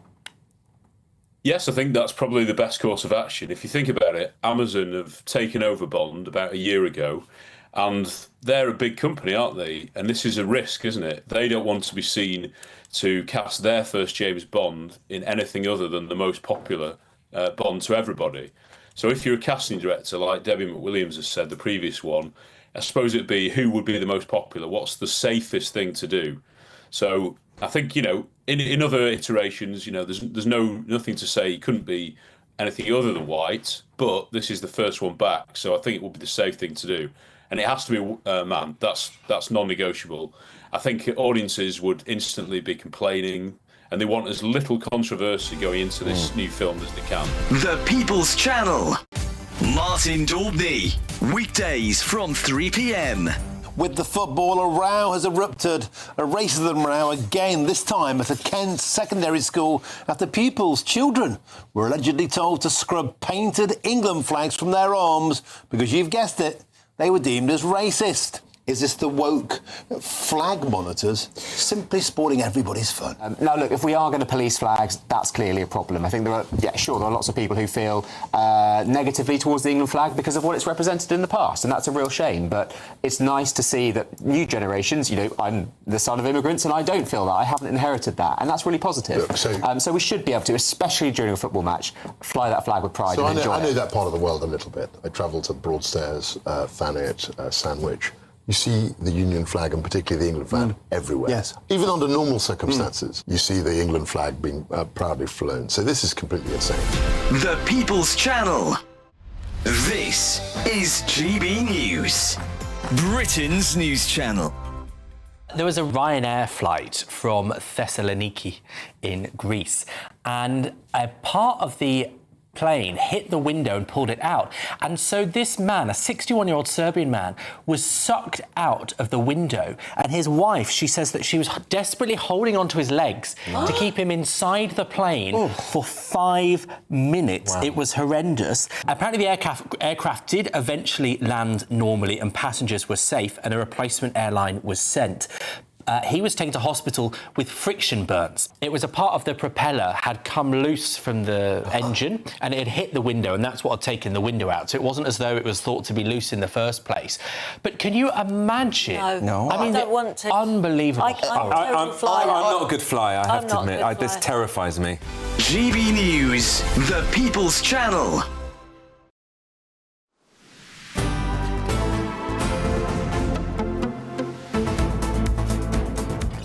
Well, could there be some good news for Aberdeen? Yes, Andy Burnham is reportedly eager to begin drilling in the North Sea, all in a bid to ease the cost of living.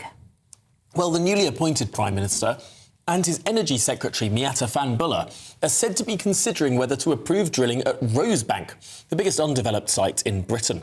Yes, Van Buller made an official visit in her new role to Aberdeen, during which she met energy workers and union leaders. She talked about how she's going to have a pragmatic approach to the issue. So does this signal a massive Labour shift towards approving new drilling? Well, joining us now is the director of Net Zero Watch, Andrew Montford. Andrew, it seems that Rosebank has been just sitting in the background for decades. It was first discovered in 2004. Then Rishi Sunak's government tried to approve it. The courts got in the way. How has it been in limbo for, 22 years? Yeah, well, it's kind of symptomatic of the way Britain runs these days, isn't it? That it takes so long to get planning permits and environmental permits, and then to fight your way through the law courts against all the environmental organisations that challenge the approvals. It becomes almost impossible to get anything done at all. But this is good news if it's true that Andy Burnham and Miatta Van Buller are genuinely going to approve Rosebank. I think that will make a genuine difference. I mean, we've been saying for quite a long time that although it's not going to be add a huge amount of oil and gas to the system, it will make a difference to prices, and so I think people should be welcoming this. I hope it is the beginning of a sort of a Andrew, new. Will it Will it make a difference to energy prices? That's fundamentally what people care about, isn't it?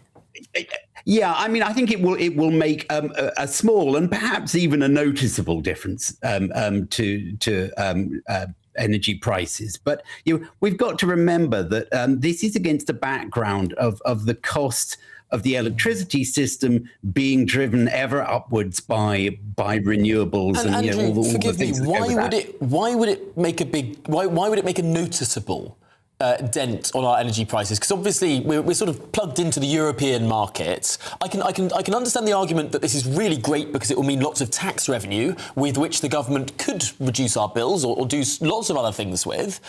Why might this specific decision of this specific oil field help with bills? Yeah, I mean, it's not this specific oil field. An increase in supply will, in normal circumstances, bring down prices. Now, we are plugged into a sort of a wider market, but the fact remains that it's rather technical. It's a thing called the marginal pricing arrangement, which means that at certain times of year, the most expensive gas on our supply will no longer be very expensive LNG. It will be local gas. And so at certain times of year, the whole market price will sink. So I think that will, over the piece, make potentially a noticeable difference. But, I don't think people should be expecting things to change dramatically. The fact remains we've really got to move away from net zero and renewables if we're going to get energy bills down.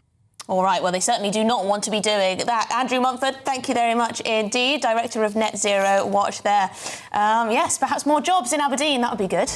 Well, this is Good Afternoon Britain on GB News. Lots more still to come on today's programme. Before we get to all of it, though, here's your latest look at the weather.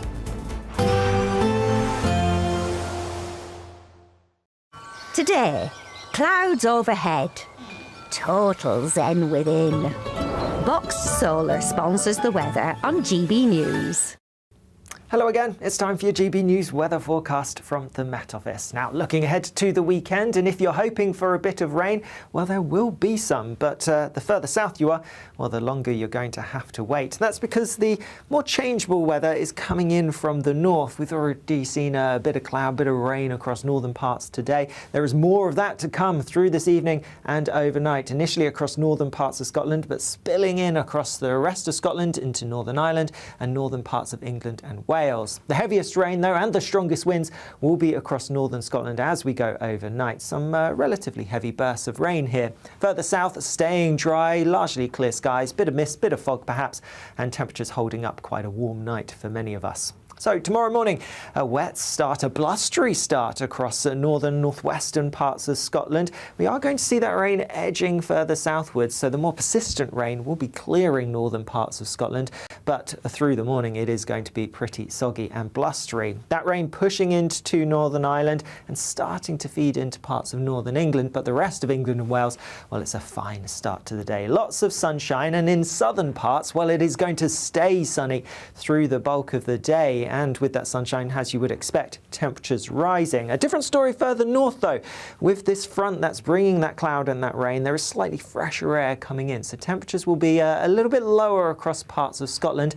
But in the south of England and also South Wales, temperatures getting to the mid to high 20s, possibly even low 30s around the London area. Later on tomorrow, that rain across more central areas will feed a bit further southwards, but as it goes, it is breaking up. So southern areas not seeing a huge amount of rain, but there will be a bit more rain on offer through Sunday. It's quite showery, so hit and miss in nature. Not everywhere will see some.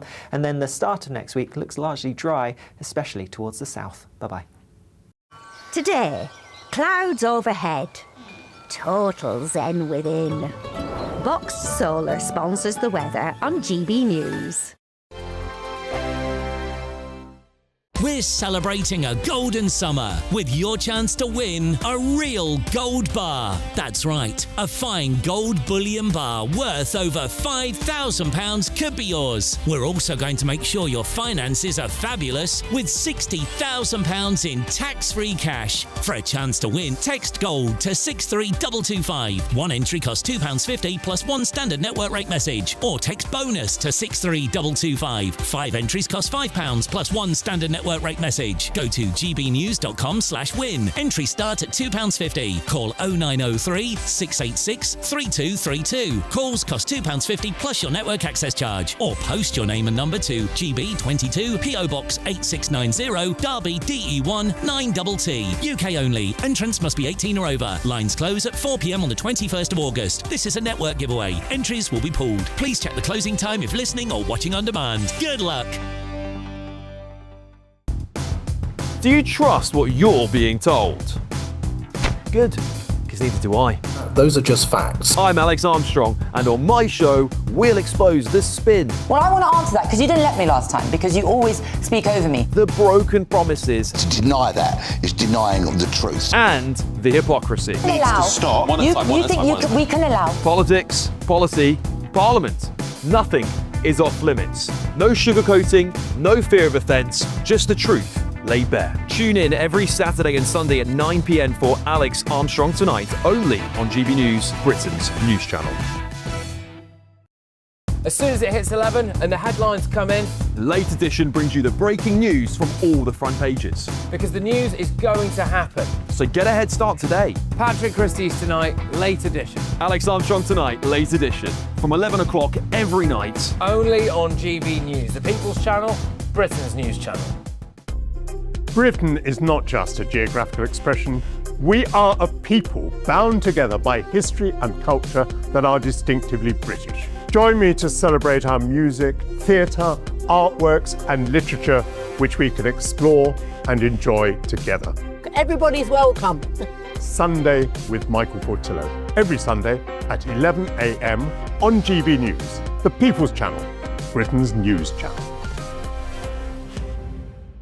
From cold mornings to warm family brunches, from football to tennis in the car, in the kitchen. GB News Breakfast is there with the stories you need and the conversations that matter. Anyway, let's talk business. Well, it has been a historic night in British politics. It's astonishing, isn't it? We're here again. To start your day just right. GB News Breakfast. Every morning from 6 a.m. Only on GB News. Britain's news channel.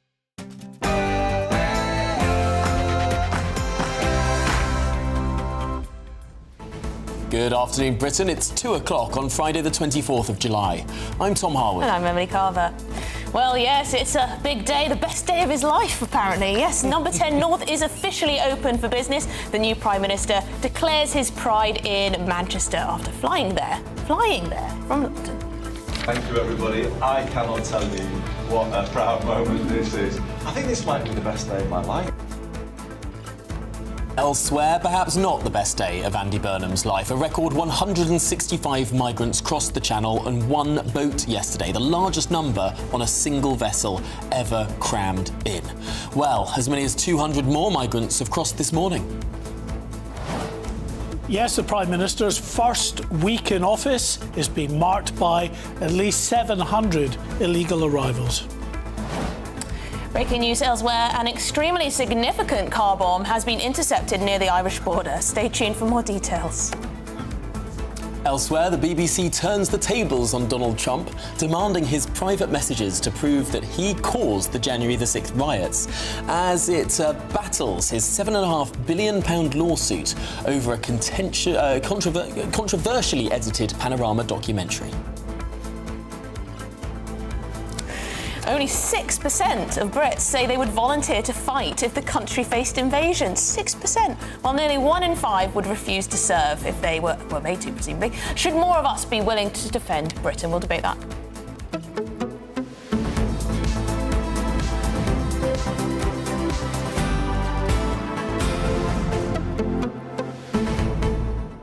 Tom takes sips of his cup of tea at inappropriate moments, I would say. Look, normally, you know, we alternate speaking. When you're speaking, I can have a little sip of a cup of tea from my lovely GB News mug. Available at gbnews.com. And I can, and unfortunately, in that moment, I was actually in vision, which I didn't expect, and I apologise for having a sip of tea at an inappropriate moment. OK, we forgive you. But do we forgive Andy Burnham for all this spectacle he's making of this number 10 North? I mean, taking a flight there, on a Friday. As we've discovered as well, most of the jobs that he's looking to recruit for, it seems, are in quite PR-related Shall I things. read out some of these jobs that have been advertised for Number 10 North? OK. Lead Social Producer, Government Media Unit. Social Strategy Lead, Government Media Unit. Social Video Lead, Government Media Unit. What else have we got here? Advertised for Number 10 North. Senior Videographer. Senior Social Videographer, Senior Motion Designer, Senior Social Producer, Head of Social Creative and Production. It seems like his social media team, basically, is going to be a Number 10 North. So tell me, this is not just a PR stunt, and Andy Burnham just wants to be nearer his preferred home. And he can't work from home, so he's working from Heron House for now until they build this new Number 10. Which won't be available until 2032. But I have a bone of contention to pick Best with you, day of his Emily. life. You seem to sneer at the idea of the Prime Minister flying to Manchester. Well, yeah, I do, because what is he doing in Number 10 North that he couldn't have been doing, you know, in where we already pay, London? I think Prime Ministers, as a rule, should fly an awful lot more. And I hated this hand-wringing from the Labour opposition when Rishi Sunak flew from up to Darlington or wherever else. I think, like, you should expect the head of government to be flying just about everywhere. Fine. Important business. Is this really important? Are we going to be getting any different types of decisions? Or are we going to get lots of, you know, motion movies about Andy Burnham? Does America complain? Mark's nodding his head. Does America complain when Donald Trump flies from Washington, D.C. to New York, a short journey that you can get a nice train to? I've done it many times. You can even get a bus. But he flies between New York and Washington, D.C. I don't care if he rides his bike there. I'm saying, is it really a good use of his time, Mark? 100% agree with you. Thank you. I think, you know, the whole thing for me is very, very gimmicky. Because at the end of the day, you can still make these decisions. You can, you know, devolve out power to those elected politicians in that region. If that's what you want to do. You don't have to make an office up there and travel up there. And by the way, you read up a whole list of sort of jobs that are going there. All these people are going to be given relocation fees just to make it nice and, you know, a sort of sweetener for them to go up there. And they're saying it's not going to cost any more. Well, because it comes out of an existing budget. It's still costing. It's still extra taxpayers' pounds that are going in to what is just effectively you know, something that, as far as the Prime Minister is concerned, shows his intent to be, you know, concentrating on areas outside London. But really, you don't need the office to do that. You just need to have that intent based in London or wherever you are. Love Manchester, love Mancunians, OK? I'm married to one. But, you know, it's not the only other place in Britain anyway, is it? Well, that's the point. Why does having a central government office in just another place actually help any other part of the country? It seems bizarre, and I'm completely with you both on the idea of this is a gimmick. And you just wanted to talk about planes. I just think the Prime Minister, we shouldn't criticise the Prime Minister for flying. I think the Prime Minister should fly by default. I think we should have a lot more flying. I was criticising this particular journey. All right? GBNews.com/your say. Get in touch. Am I being harsh on Andy Burnham? Perhaps you respect this move. In fact, you think it's a good thing that he spends Fridays up in Manchester on taxpayer money.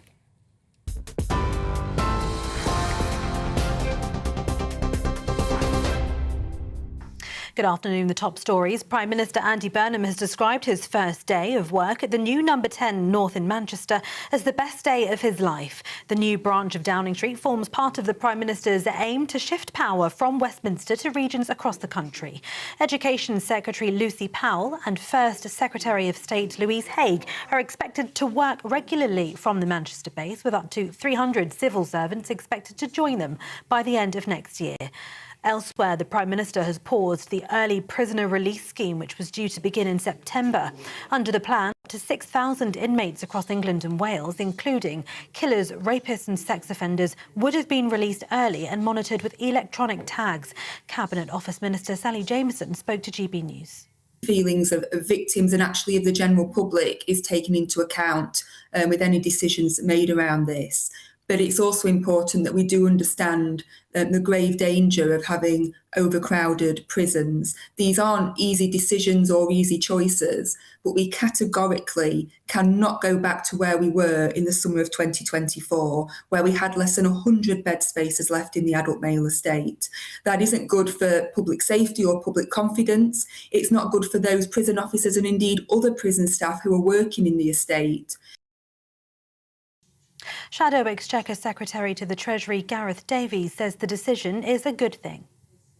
Something we've been warning about for a long time on this early release of prisoners, and if he takes action on that, that's a good thing. I think it's okay to say that from time to time. But let's be clear, as I say, there's a lot of issues going on in the country and around the world, and his biggest answer so far is a £2 bus cap. You know, this is not serious. He's still acting like the Mayor of Manchester. He's the Prime Minister of a G7 economy and nuclear power.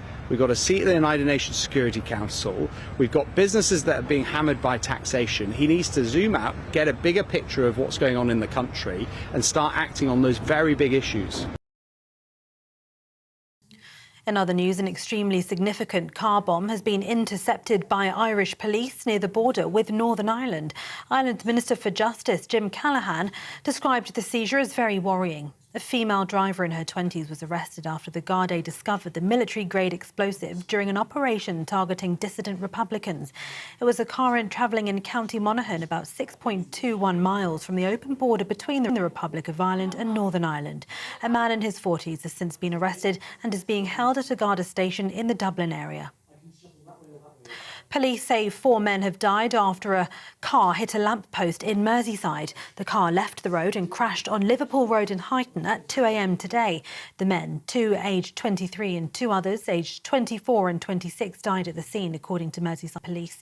A 27-year-old man who was a passenger inside the vehicle has been taken to hospital and is in a stable condition.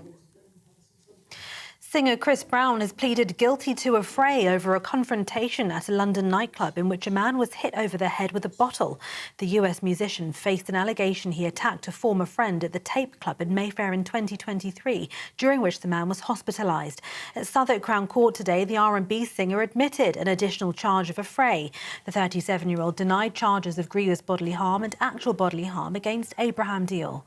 Prosecutors have now dropped the assault charges, despite saying that Chris Brown struck his victim twice over the head with a glass bottle before his vocal coach joined in and punched the man to the head. He'll be sentenced in October. The lawyer representing the families of 3 young girls murdered by the Southport killer have accused him of trying to manipulate the system after he was transferred from prison to a psychiatric hospital. The Ministry of Justice confirmed he was transferred from HMP Belmarsh to Broadmoor, the high-security psychiatric hospital in Berkshire. He murdered Elsie Dot Stankham, BB King and Alice De Silva Aguirre and injured 8 other children and 2 adults in the attack at a Taylor Swift-themed dance class in July 2024. Finally, in sport, former Liverpool manager Jurgen Klopp has been confirmed as the new head coach of the German men's football team. The German FA put Klopp at the top of their list when Julian Nagelsmann resigned after their World Cup ended with a penalty shootout defeat to Paraguay in the last 32. 59-year-old Klopp spent 9 years at Liverpool, leaving in 2024 after winning the Champions League, Premier League, FIFA Club World Cup, FA Cup and the League Cup twice. Those are the latest GB News headlines. For now, more in half an hour. You can now watch GB News live across the United States of America and the world on Truth Plus. Scan the QR code to find out more or visit gbnews.com/truth.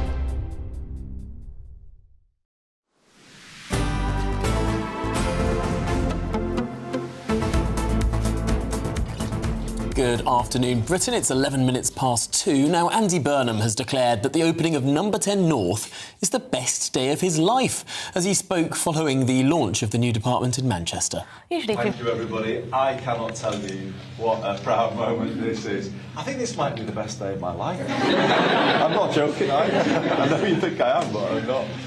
Things are just completely coming full circle here for me, and to be here with you all in the heart of Manchester this Friday morning at the end of a fairly big week, is just everything to me, because it's almost exactly 35 years since I left this city as a recently graduated young man. Couldn't find a job in the city. It was in a pretty bad place at that time, it's fair to say. This is as the 80s have turned into the 90s. There wasn't much. And that really is an experience that I've never forgotten. And we found out that he flew on the government jet to Manchester. London to Manchester, short flight. Well, we're joined now by GB News reporter Doogie Beattie from outside number 10 North in the heart of Manchester. Doogie, is this anything more than a PR stunt? Well, that's what we've been trying to find out. And why wouldn't it be one of the best days that he's had? Local lad, done good. According to the Mancurians here, they're all very excited about Andy Burnham being PM, never mind bringing 10 Downing Street to the north. But of course, the real point that people are worried about, what will the cost be? Who's going to pay for this? Because this is another level of bureaucracy. I come from a devolved part of the UK, and we have a huge amount of bureaucracy in there that has to contact the Westminster government at any one time. It's a level we don't know is there. So we don't know what he is actually doing here. We don't know, is it going to be permanent? We don't know what powers they have. And I spoke to a couple of people earlier on to find out what their thoughts on it were.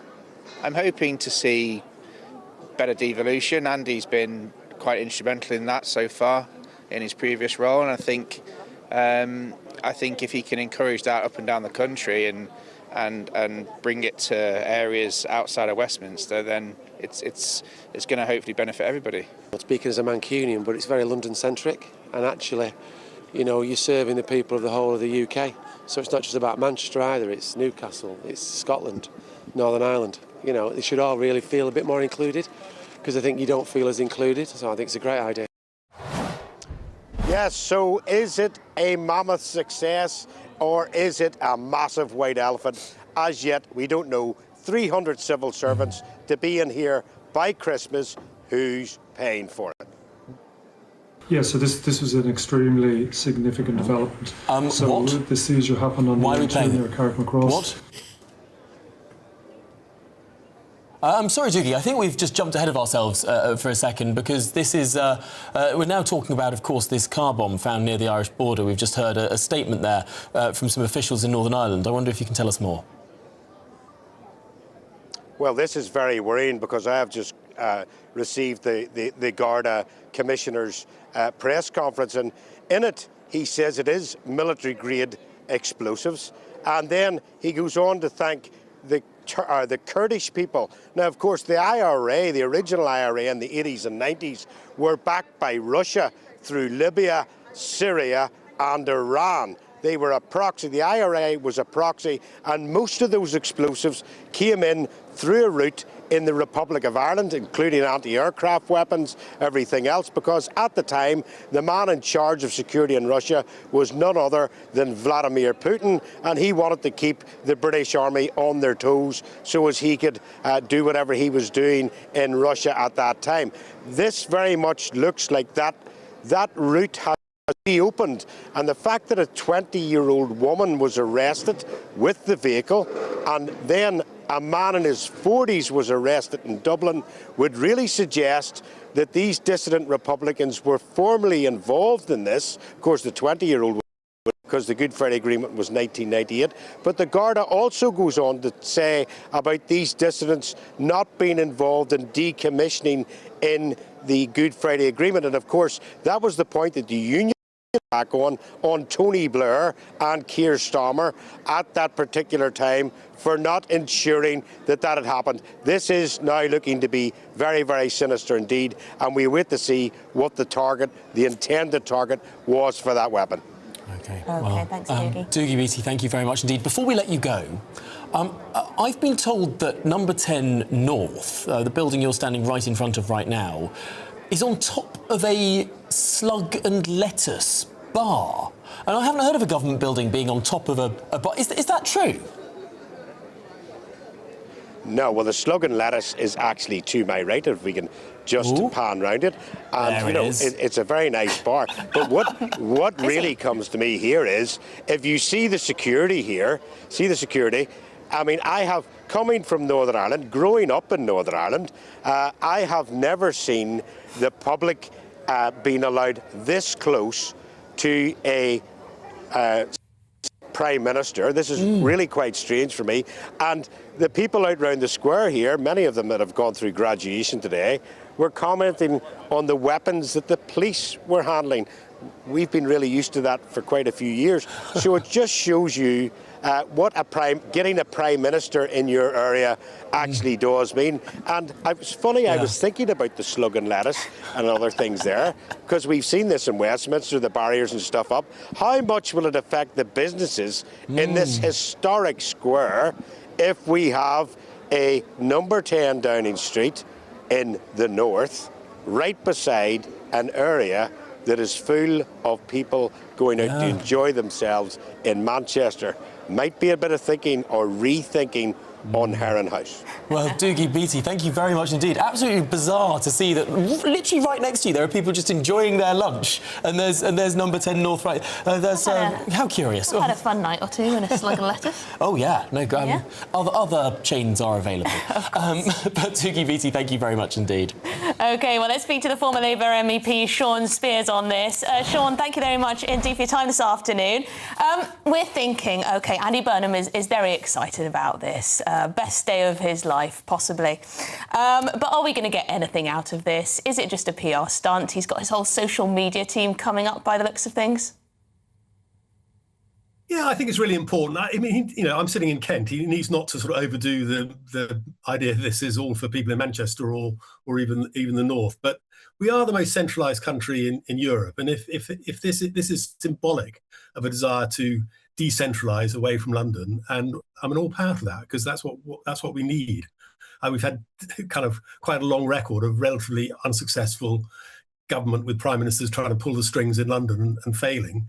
What he now really needs to do is give up some power to those regions he's talking about. Now, this is going to be a start of a process. Obviously, the current location of number 10 North is not the final location of number 10 North. That's not going to be built until 2032. Sean, do you think that there will still be a number 10 North by 2032, or is this something that lives and dies with the premiership of Andy Burnham? I guess it depends how successful it is, but if he can genuinely build on actually what was started, I think, to an extent under George Osborne with the Metro mayors, and we've seen the success or earlier with the bringing back the mayor of London. I mean, the mayoral, the numeralities have been successful, and they need more power. And if you see things like trams returning to Leeds or the Greater Manchester making a real run of running the NHS in Manchester and so on, if that stuff becomes evidently more successful, and I think it's already quite successful, but they need more powers, then yeah, I'm sure number 10 of the North or some equivalent will become a permanent feature of British government, and that will be good. I mean, obviously he's chosen Manchester for a reason. He loves Manchester. He's from there. He's been the mayor for 10 years. I can't help but think this is just a preference of his own, to spend Fridays up in Manchester, nearer to his preferred home. It's almost just one step above working home on a Friday. Yeah, I mean, come on, you guys at GBNews are always too cynical. I think this is, if you wanted to work at home, nobody would notice. Prime ministers have knocked off the checkers at the weekend for decades, so no harm in that. But I think what's happened this week is clearly symbolic. He's come out with a big announcement every day, and today is today's announcement, and he's trying to sort of show this is a new government, new energy, etc. But what did the Brexit referendum tell us? If it told us anything, it is a sense that people felt cut off from where decisions were made. They thought it was all an elite in London. Sure, I buy that. So on. So it's trying to lean into that sort of thinking. I buy that argument, but here's my worry with it, because it's also superficial. It's still the same it's still the same layer of government. Yeah. This isn't an act of so often, and I've heard this across so much analysis and news from many different news channels, where everyone's saying that, oh, what a symbol of devolution. No, it's not. No. It's the same level of government. It's still central government. It's not some sort of devolved, locally accountable, locally accessible government. It's still number 10. It's still the centre of government. If he wanted to do something about devolution, he could give more power to mayors, as you were describing. This is not that. Well, that's the test, isn't it? But it'd be fair to him, he's been Prime Minister for 4 days. So he's trying to set a sense of direction. And I think that clearly, if all this is having the kind of, Westminster number 10 exercising the same powers on the 5th day of the week, on Friday, then it won't work. But it's meant to symbolise the genuine desire to decentralise power. So we'll have to see what comes after it. OK, Sean Spires, thank you very much indeed, former Labour MEP. OK, so this is the beginning of something much greater, perhaps. Wow. Or is it just a Friday office near home? Let's watch this space. Now in other news, a record 165 migrants have arrived in Britain on a single mega dinghy, the largest number ever recorded on one boat. Yes, and also 200 migrants have crossed just this morning as well, the latest arrivals, raising more questions over border security and indeed Andy Burnham's response. Well, joining us is our Home and Security Editor, Mark White, with more. Well, yes, another of these Burnham's boats, Burnham's barge, whatever you want to call it. Big boats, Burnham's big boat, left Dieppe very early this morning. Dieppe is notable because it is 100 miles south of the beaches where we see many of the launches over recent years around Dunkirk and Calais. And that's forcing the people smugglers. Yeah, it's forcing the people smugglers to make a decision because they're not able to push the same large number of boats out, so they're cramming more people on board the boats they've got, and indeed are getting slightly larger boats from about 8 metres and less, 6 to 8 metres of the normal boats, big enough. These mega dinghies are about 12 metres in length, or 40 feet. And that 40 feet of dinghy with the tubes along both sides and then the central area can fit, well, we've seen it, 165 people yesterday. But the figure for yesterday, the total number of migrants, illegal immigrants who arrived across the English Channel was 366. So if we, take away 165 on that, that means about 100 on the remaining 2 boats. So even though it's a huge number on one boat, there's still a very significant number on the remaining 2 boats. And if this is where we're going, if this is a switch in tactic where far fewer boats are being put to sea, but much greater numbers are on it, then I think, it all evens out in terms of at the end of the year, the numbers that will have crossed. Gosh, well, watch this space. Mark White, thank you very much indeed. OK, well, this is Good Afternoon Britain on GB News. Lots more coming up. Only 6% of Brits say they'd volunteer to fight if the country faced invasion. Is that really the case? And should more of us be willing to defend Britain? We'll have that debate. But after the break, the BBC turns the tables on Donald Trump, demanding now his private messages to prove he caused and incited the January the 6th riots as it battles his multi-billion lawsuit over controversially edited Panorama documentary. Who will win, the BBC or Donald Trump? All of that and more to come. You're with GB News, Britain's #1 news channel.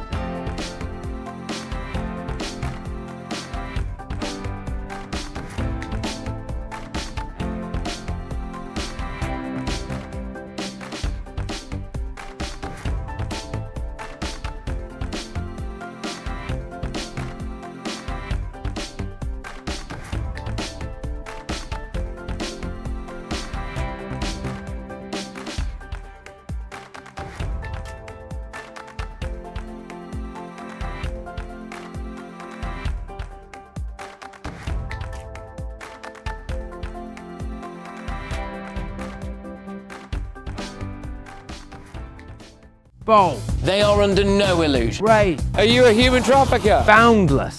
I've had enough of the nonsense, and I'm not afraid to say it. Don't get this on the BBC. Every weeknight, I tear through the headlines. The smell of gasoline. Should we be worried about it? From Westminster madness to cultural war chaos. What I'm going to do now is they are throwing things out the car as we speak. Get ready, Britain. Here we go. Patrick Christie's tonight, weeknights from 9 p.m, only on GB News, Britain's news channel. At the stroke of midnight, the news doesn't stop, and neither do we. Day in, day out. Forget stuffy late-night TV shows. We're giving you a front-row ticket to the centre of the political universe. Because breaking news doesn't wait for the morning. And neither do we. Join us for one of the most controversial and volatile times of politics in human history. A very big story. Big story over here. You won't get this anywhere else. The Late Show live at midnight, every night. Only on GB News. Here at GB News, we made a promise to tell your stories. And on the 6th of August, we're marking 5 years of doing exactly that. Celebrate with us by having your say. Join in the debates live on TV and radio. And meeting your favourite presenters across the country, from Leeds to Aberdeen, from Belfast to Barry Island. Plus, join me in Essex for our biggest live show of the year. Scan the QR code or visit gbnews.com/celebrate. Terms and conditions apply.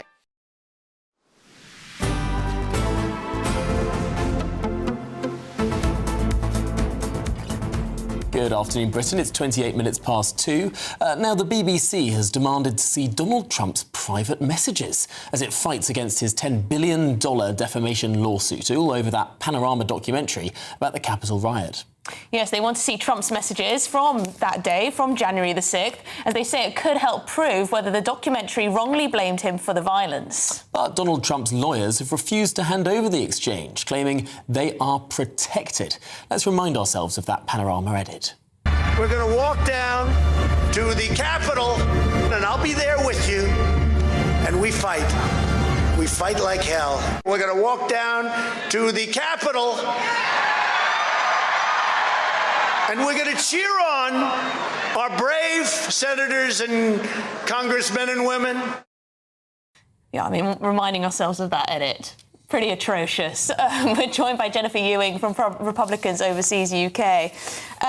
Jennifer, so the lawyers for the BBC clearly want to prove that they've done no damage to Donald Trump because he was inciting these riots anyway. But is that the point? I don't think so. And I was actually trying to figure out, what are they trying to accomplish here? I think it's a major gamble for the BBC to pursue this any further, especially you consider, what is it, over 500,000 licenses have been cancelled. A lot of people are quite upset with them, thinking they're biased in some way or the other, which would be fine if they weren't the state broadcaster that required people to pay for them.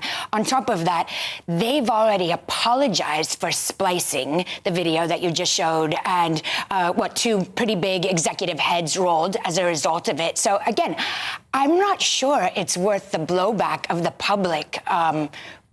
What are they trying to prove? Like, go back into J6, which, by the way, even people in the U.S., are bored with that story. It wasn't a top 10 issue January 6th in the 2024. So not sure what they're trying to accomplish.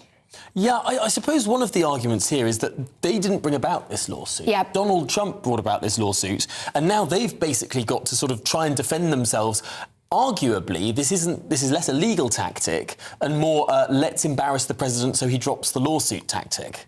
Okay, that's a great point, because I was doing some research, obviously, before, and this is not a huge story in the U.S., with the exception of people who do not like the president, which there are many in the United States, a lot of social media influencers and people doing these short clips who have come out and been like, this is going to backfire on him, this is blown up on him, isn't this wonderful? And just as you said, Tom, he asked for this, and now, he's getting his comeuppance. So, has Donald Trump changed what he's doing here? So he was saying that he accused the BBC of damaging his reputation. I believe he also said that he lost money as a result of all this, but I think now it's only about reputational damage. Is that right? You're right. And he also changed it from BBC, took away the BBC Studios part of it. And because this is all playing out in Florida, so there's some unique sort of in-the-weeds circumstances about. Yeah, it's difficult because because Donald Trump has to prove that someone in Florida watched this. Well, in order for this to count, right? He has to prove that the BBC had malice, which means they knew what they were doing was either they're doing something false or doing something that, bended the truth. So that's what they have to do. But for the jurisdiction to apply in Florida, I mean, this was a British programme made for a British audience. They'd have to surely prove that someone in Florida had seen it. Well, they must have already done that because that would have been pushed back when it first came out. So this is actually new, and you're right, they have moved around what he's going after. But that was the argument people were using. When did this first come out? 9 months ago? Yeah. Whenever it first came out, that was the pushback. Like, did somebody actually watch this? Because it was a panorama that was, re-shown in Florida amongst other places. And it was the same thing, I think, with the Newsnight. It's not places that are... It's not a show that's completely watched in the US. But everything is international now, right? So the BBC is very much pitches itself as a global influence. But just lastly, who's going to come out on top then? Donald Trump? Is there any chance he might let this one go? Too much hassle? Well, I think you probably will see the $10 billion, £10 billion amount get smaller and smaller. I don't think he will just walk away from it. That's just not his style. He's very well versed in lawfare. He probably has excellent lawyers who are telling him, this is wrong. I think he also wants to make a point that, see, we're sitting here talking about all these, Florida and this and that, when the fact of the matter is the state broadcaster in this country spliced, what was actually said and cut out something very important. So that's what they're going to hammer again and again. And by the way, I think a lot of people in this country, even non-Trump supporters, will back him on that. Yeah, I think it's definitely bad journalism, that's for sure. Jennifer Ewing, thank you very much indeed. You're from Republicans Overseas. Well, of course, the chairman of the BBC, Samir Shah, has apologised for the Panorama edit. He described it as an error of judgment. OK, well, lots more coming up on today's show. Yes, only 6% of Brits say they would volunteer to fight if the country faced invasion, while nearly 1 in 5 would refuse to serve. Should we be more willing to defend Britain, or might those numbers shift if we were actually facing a pretty significant threat? Well, all of that and much more to come. You're with GB News, Britain's #1 news channel.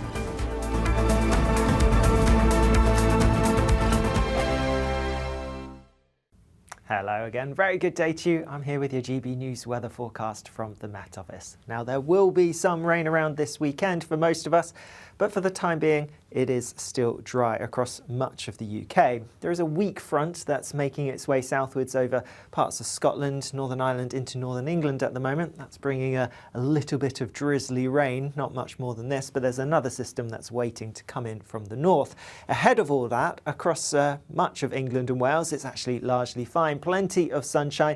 And it is going to be a bit hotter than it was yesterday for a fair few of us. Temperatures likely to get to the very high 20s, perhaps even low 30s towards the southeast. Further north with the cloud and that rain starting to edge its way in, well, it is going to feel a bit fresher here.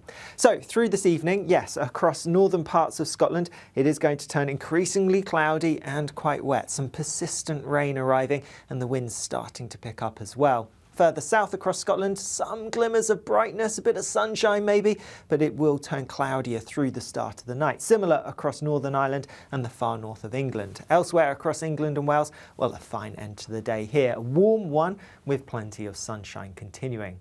Overnight then, that rain over northern parts of Scotland pushes southwards across, well, the whole of Scotland into northern England and across parts of Northern Ireland. Heavier rain then coming into the far north of Scotland with those winds strengthening further. Meanwhile, across the rest of England and Wales, staying dry with some clear skies, bit of mist, bit of fog, a relatively warm night for most of us. Through Saturday then, a wet picture across much of Scotland, windy in the north, risk of coastal gales, outbreaks of rain coming through during the morning. Then that starts to clear away, pushes into more northern parts of England, Wales and across Northern Ireland by the time that we get to the afternoon. But southern areas are sticking with the dry weather, sunny again, and it's going to be pretty hot, temperatures in the low 30s perhaps. Thank you, Britain, for the thousands of you who are becoming friends of GB News each and every week.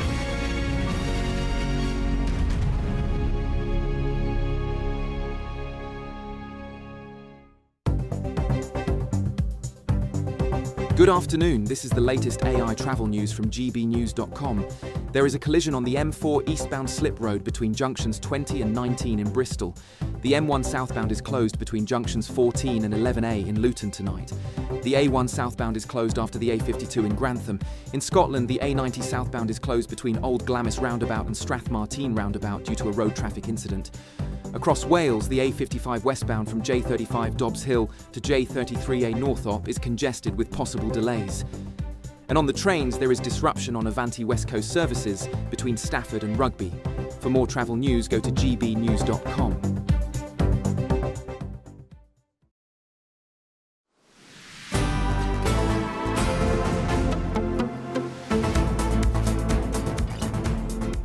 A poll has found that only 6% of people say they would volunteer to fight if Britain faced the threat of an invasion. It all comes as almost a third of respondents believe it is likely that Britain will come under a full-scale military attack within the next decade. Well, should more people be willing to fight for Britain? Let's speak to former Tory MP and British Army officer James Sunderland, and also the founder and director of the Women's Safety Initiative, Jess Gill. OK, Jess, I'll ask you, would you go out and battle for Britain if we were being invaded?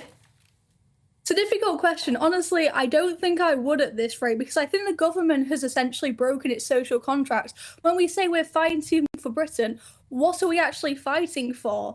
The concept of Britain, I don't think, exists anymore. When I look at Britain, when I go outside, it doesn't seem to be very British. And I think the core demographic of the people who would normally fight, these white working class boys who, you know, have been fighting for Britain, who we expect just to sacrifice their life in a fight, you know, they've been demonised for decades and decades by the government, by our education system, by the media. Economically, they've been disadvantaged. So why would we expect them to risk their lives when we've demonised them for so long and took them for granted for so long?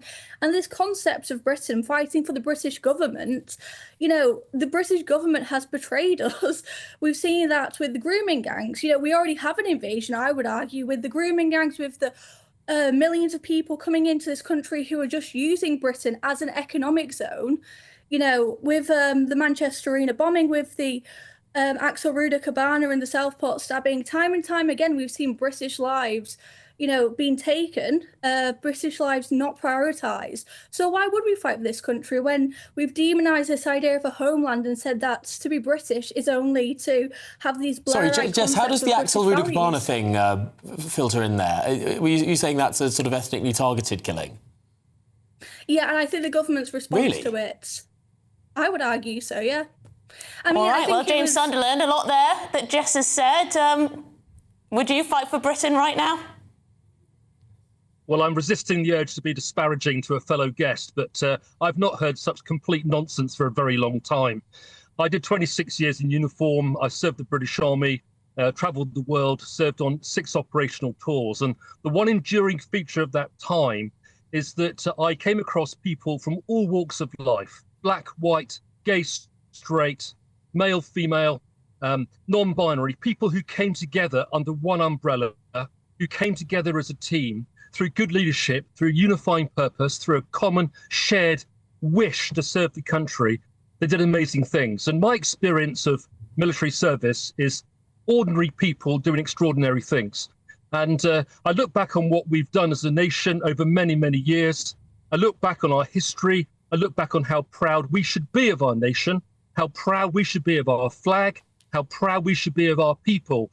To hear people disparage the UK and to run down the UK and to run down the government, I find very sad indeed. Jess, come back to that. Yeah, I actually, well, personally, I love Britain, and I think that's why it's such a betrayal, that the government has betrayed everything that Britain stands for. I mean, when we think about, you know, our ancestors, our grandparents who fought in the war, you know, what have they fought for? And I think what we see now has been a betrayal of that. Economically, as a young person, it's never been more difficult to buy a house, to start a family. And again, I don't recognise Britain. You know, when we say we're fighting for our future, fighting for our children's future isn't going to be there. This isn't to disparage anyone, and I'm really thankful towards those who are willing to sacrifice their lives. But then again, I do understand why people aren't willing to risk their lives, because this concept of Britain, this concept of a homeland, simply just doesn't exist anymore. James, does the concept of our homeland no longer exist? I think it's more important today than it's ever been. We've got global instability, we've got competitors, we've got people competing in the global space. We've got war not far from our shores, Ukraine. We've got war in the Middle East. We've got proxy wars happening across the Middle East. Never has it been more important for government to have the stability that we've currently got. I believe in free speech. I believe in the freedoms that we've got. And I believe that the sacrifices made by our ancestors not to be in vain. We've got privileges and we've got freedoms and opportunities in the UK that many other countries would die for. And I'm afraid when I hear people denigrating what we've got and thinking, oh, woe is me, and how awful it must be to be so terribly downtrodden, I'm really sorry. Young people today are doing really well. I see fantastic things from young people, and I see amazing things being done by the UK globally. I'm no fan of this government, but I do honestly believe that the Labour government is doing the best it can to project the UK onto the world stage. James, do you worry at all that perhaps there are issues when it comes to social cohesion, pride in the nation, whether it's through the education system, different communities? Perhaps there are people in this country who would take the position of our enemies at times. You know, we have Iranian proxies, for example, in this country committing attacks and the like. Do you worry that perhaps there isn't that sense of unity as strong as it may have been in the past? We've got amazing unity across the UK. I see it across all communities. And let's look at the numbers. And we've got 200,000 people roughly in uniform today, which is about 0.3% of the population. If we're genuinely saying, according to the poll, that we've got 6% of the population willing to pick up arms and fight for the country, that's 4 million people. That's pretty impressive. I'd take that. So the point I'm making is that we do have those freedoms. We do have young people who are willing to fight for those freedoms. You've got people like me who are regular reserves who jump back into uniform if we could. We absolutely need to project our freedoms on the world stage. But I don't believe that the country is broken. I do not believe that the country is half empty. It's half full. We've got a lot to look forward to. I think people have got a very bright future. We've got to work hard at it. We've got to be aware of the threats. We've got to be aware of that lack of cohesion. We need our security services to be hunting people and rooting them out. We need those who don't share our values to be leaving the UK, hence the issue with immigration at the moment. Where immigration works, it's fantastic, but where it hasn't worked, it needs to be dealt with. OK, so you can see I'm that absolutely point. clear. As a proud Brit, I support my flag, I support my government, and I support young people in this country who've got a great future. Good to hear. Jess, last word. Well, again, I would just say in terms of freedoms, I don't think we have many freedoms realistically, or our freedoms are decreasing every single day, especially with the Labour government. But just in generally over the past years, I mean, look at Lucy Connolly, for example, who was locked up for simply posting a mean tweet. I don't think that's a sign of a free country. And there are times and times again where we see that with an increased surveillance state. I don't think that's an example. And I think in terms of young people, again, it's not a pity party. It's the reality of it. I don't want to be a victim. I'm not a victim. But the reality is that when I look at what my friends have to go through when it comes to high taxation, when it comes to being punished for trying to succeed in this country, and that's my well-educated friends, that's my working class friends, when we've been fed this lie that to go to university, you know, we would have a good upbringing and we would get a good job, a successful job, and that's been a lie. Now we're in so much student debt. You know, I don't see a good future for this country, and I understand why people feel betrayed by this government. And when they don't recognise this country outside, when the high street, you know, it no longer looks like a high street when it's just filled with vape shops and money laundering shops, shops that are covers for money laundering. I do understand, and I do understand why they feel betrayed. So I would push back that, you know, we are more unified than ever. All right. Well, there you go. Jess Gill, James Sunderland, appreciate your time on this one. A shake of the head there from James. Yeah, I don't buy that this country is irreconcilable. I don't. We've got huge problems. I don't buy that it's not worth saving Britain. Oh, well, certainly not. Otherwise, I wouldn't be sat here on GB News talking about the most important issues every day. Absolutely not. I really hope, I really hope that we'll move forward as a country and, you know, be cohesive and have that national unity. But we need some tough decisions made, in my humble opinion. Anyway, let us know your thoughts on that debate. Indeed, and now it's time for the Great British Giveaway, your chance to win our golden summer celebrations, 60 grand in tax-free cash and a gold bar worth over £5,000. Here are the details. we're celebrating a golden summer with your chance to win a real gold bar. That's right, a fine gold bullion bar worth over £5,000 could be yours. That's gold that you could keep, trade in, or gift to a loved one to secure their financial future. We're also going to make sure your finances are fabulous with £60,000 in tax-free cash that you can spend on anything you like. And because it's tax-free, every single penny of it will be yours. So don't miss out. For a chance to win £60,000 in tax-free cash and a real gold bar, text GOLD to 63225. One entry costs £2.50 plus one standard network rate message. Or text BONUS to 63225. 5 entries cost £5 plus one standard network rate message. Go to gbnews.com/win. Entry start at £2.50. Call 0903 686 3232. Calls cost £2.50 plus your network access charge. Or post your name and number to GB22 PO Box 8690 Derby DE1 9TT. UK only. Entrants must be 18 or over. Lines close at 4 p.m. on the 21st of August. This is a network giveaway. Entries will be pulled. Please check the closing time if listening or watching on demand. Good luck. All right, this is Good Afternoon Britain on GB News. Now, coming up, as fears grow over the rapid rise of artificial intelligence, Elon Musk says we should simply enjoy the ride. Indeed, he says we could end up in a world of abundance for all. But he also acknowledges there's a risk of doom. Well, I'll try and explain it all on the whiteboard. I forecast a perfect holiday in the sun. Weather looking good then? For sure, and no worries about our travel insurance. All Clear Travel Insurance sponsors GB News Travel Destinations Forecast. The heat we've had this week across some parts of Europe, that is now starting to ease and clear away towards the south. Nonetheless, there's some high humidity around, still some high temperatures. And with that, there's the risk of some heavy thundery showers affecting parts of northern Spain, southern France through tomorrow. Mostly dry for Italy for a day or so, similar across parts of Greece, with today's showers clearing away towards the east, more affecting Turkey. But there is the risk of some further showers for both Italy and Croatia into next week. All Clear Travel Insurance sponsors GB News Travel Destinations Forecast.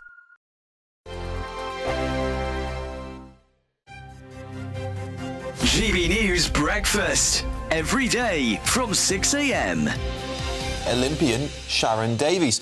Sharon, thanks so much for joining us this morning. I think this is preposterous that we're banning Sports Day for kids, and our viewers are obviously also thinking this is completely bonkers. But is there a case to be made that perhaps we should be looking after young people when the heat is quite extreme in many people's cases, they'll say? What do you think, Sharon?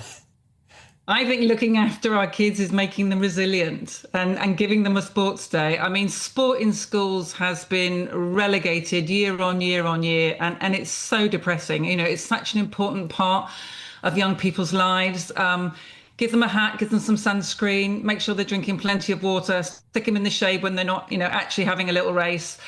This is all about just kids getting used to life, and wrapping them in cotton wool is not the answer. The People's Channel. Britain's newsroom. Weekday mornings from 9:30. So you go along to the car showroom and only like 10% at most, maybe 15 pay cash. The rest buy on some form of financing. And you often buy, it's a bit like a mortgage, and it's like buying a mortgage from the estate agent, which we all know is a terribly bad idea. Yeah.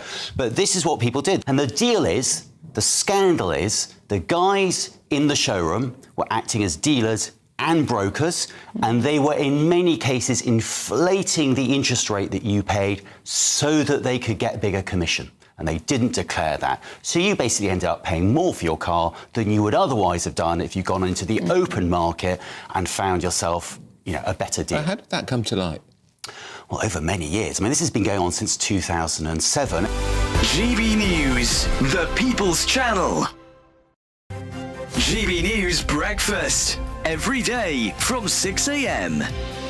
Ruth Ellis was executed on the 13th of July 1955. She was convicted of murdering a partner, David Blakely. There's been a long campaign about what to do about all of that. She has now had a conditional pardon, which would mean she would have been sentenced to life rather than sentenced to death.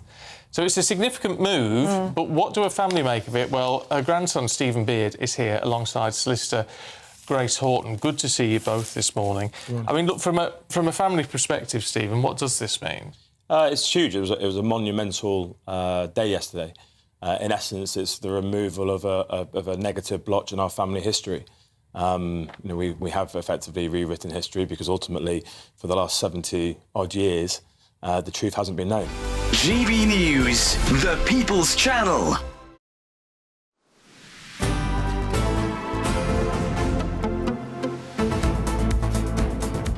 2:52, and Elon Musk says artificial intelligence could deliver incredible abundance for all and argues we shouldn't hit the stop button even if there is a risk of killer robots annihilating humanity. Right, Tom is going to explain. Right, well, I'm going to try and explain something that Elon Musk seems to believe that we are on course for and simply cannot avoid hitting. It's called the singularity. So currently human beings are developing AI, and here's my little AI robots to represent AI. So human beings are currently developing these AIs, but what happens when AI becomes so reliable and clever that it's not a human being developing AI, it is then an AI developing the next, even brainier AI. And then what happens next if that one develops another, even brainier AI? I'm representing this with an even larger head, if you can see, with my amazing drawings here. Here's what the point is. We might call this point the singularity.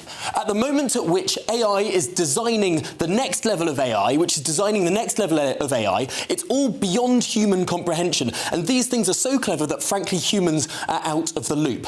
At that point, we have what people talk about as perhaps an existential risk. Say this is a nice pie chart. What if it was all good? This is our chance of it all going good. A world of abundance. No one wants for anything. All jobs are obsolete. Well, Elon Musk talks about something called a P-doom. What is a P-doom? That's this quadrant. What if the robots decide to kill us all? Who knows? Right, well, on that note, it's time for the end of the show. It is Martin Daubney. No, it's Nana Akua in for Martin Daubney at 3 o'clock. Today, clouds overhead. Total zen within. Boxed Solar sponsors the weather on GB News. Hello again, it's time for your GB News weather forecast from the Met Office. Now, looking ahead to the weekend, and if you're hoping for a bit of rain, well, there will be some, but the further south you are, well, the longer you're going to have to wait. That's because the more changeable weather is coming in from the north. We've already seen a bit of cloud, bit of rain across northern parts today. There is more of that to come through this evening and overnight, initially across northern parts of Scotland, but spilling in across the rest of Scotland into Northern Ireland and northern parts of England and Wales. The heaviest rain, though, and the strongest winds will be across northern Scotland as we go overnight. Some relatively heavy bursts of rain here. Further south, staying dry, largely clear skies, bit of mist, bit of fog perhaps, and temperatures holding up quite a warm night for many of us. So tomorrow morning, a wet start, a blustery start across northern northwestern parts of Scotland. We are going to see that rain edging further southwards, so the more persistent rain will be clearing northern parts of Scotland, but through the morning it is going to be pretty soggy and blustery. That rain pushing into Northern Ireland and starting to feed into parts of northern England, but the rest of England and Wales, well, it's a fine start to the day. Lots of sunshine, and in southern parts, well, it is going to stay sunny through the bulk of the day. And with that sunshine, as you would expect, temperatures rising. A different story further north, though. With this front that's bringing that cloud and that rain, there is slightly fresher air coming in. So temperatures will be a little bit lower across parts of Scotland. But in the south of England and also South Wales, temperatures getting to the mid to high 20s, possibly even low 30s around the London area. Later on tomorrow, that rain across more central areas will feed a bit further southwards, but as it goes, it is breaking up. So southern areas not seeing a huge amount of rain, but there will be a bit more rain on offer through Sunday. It's quite showery, so hit and miss in nature. Not everywhere we'll see some. And then the start of next week looks largely dry, especially towards the south. Bye-bye. Today, clouds overhead. Total zen with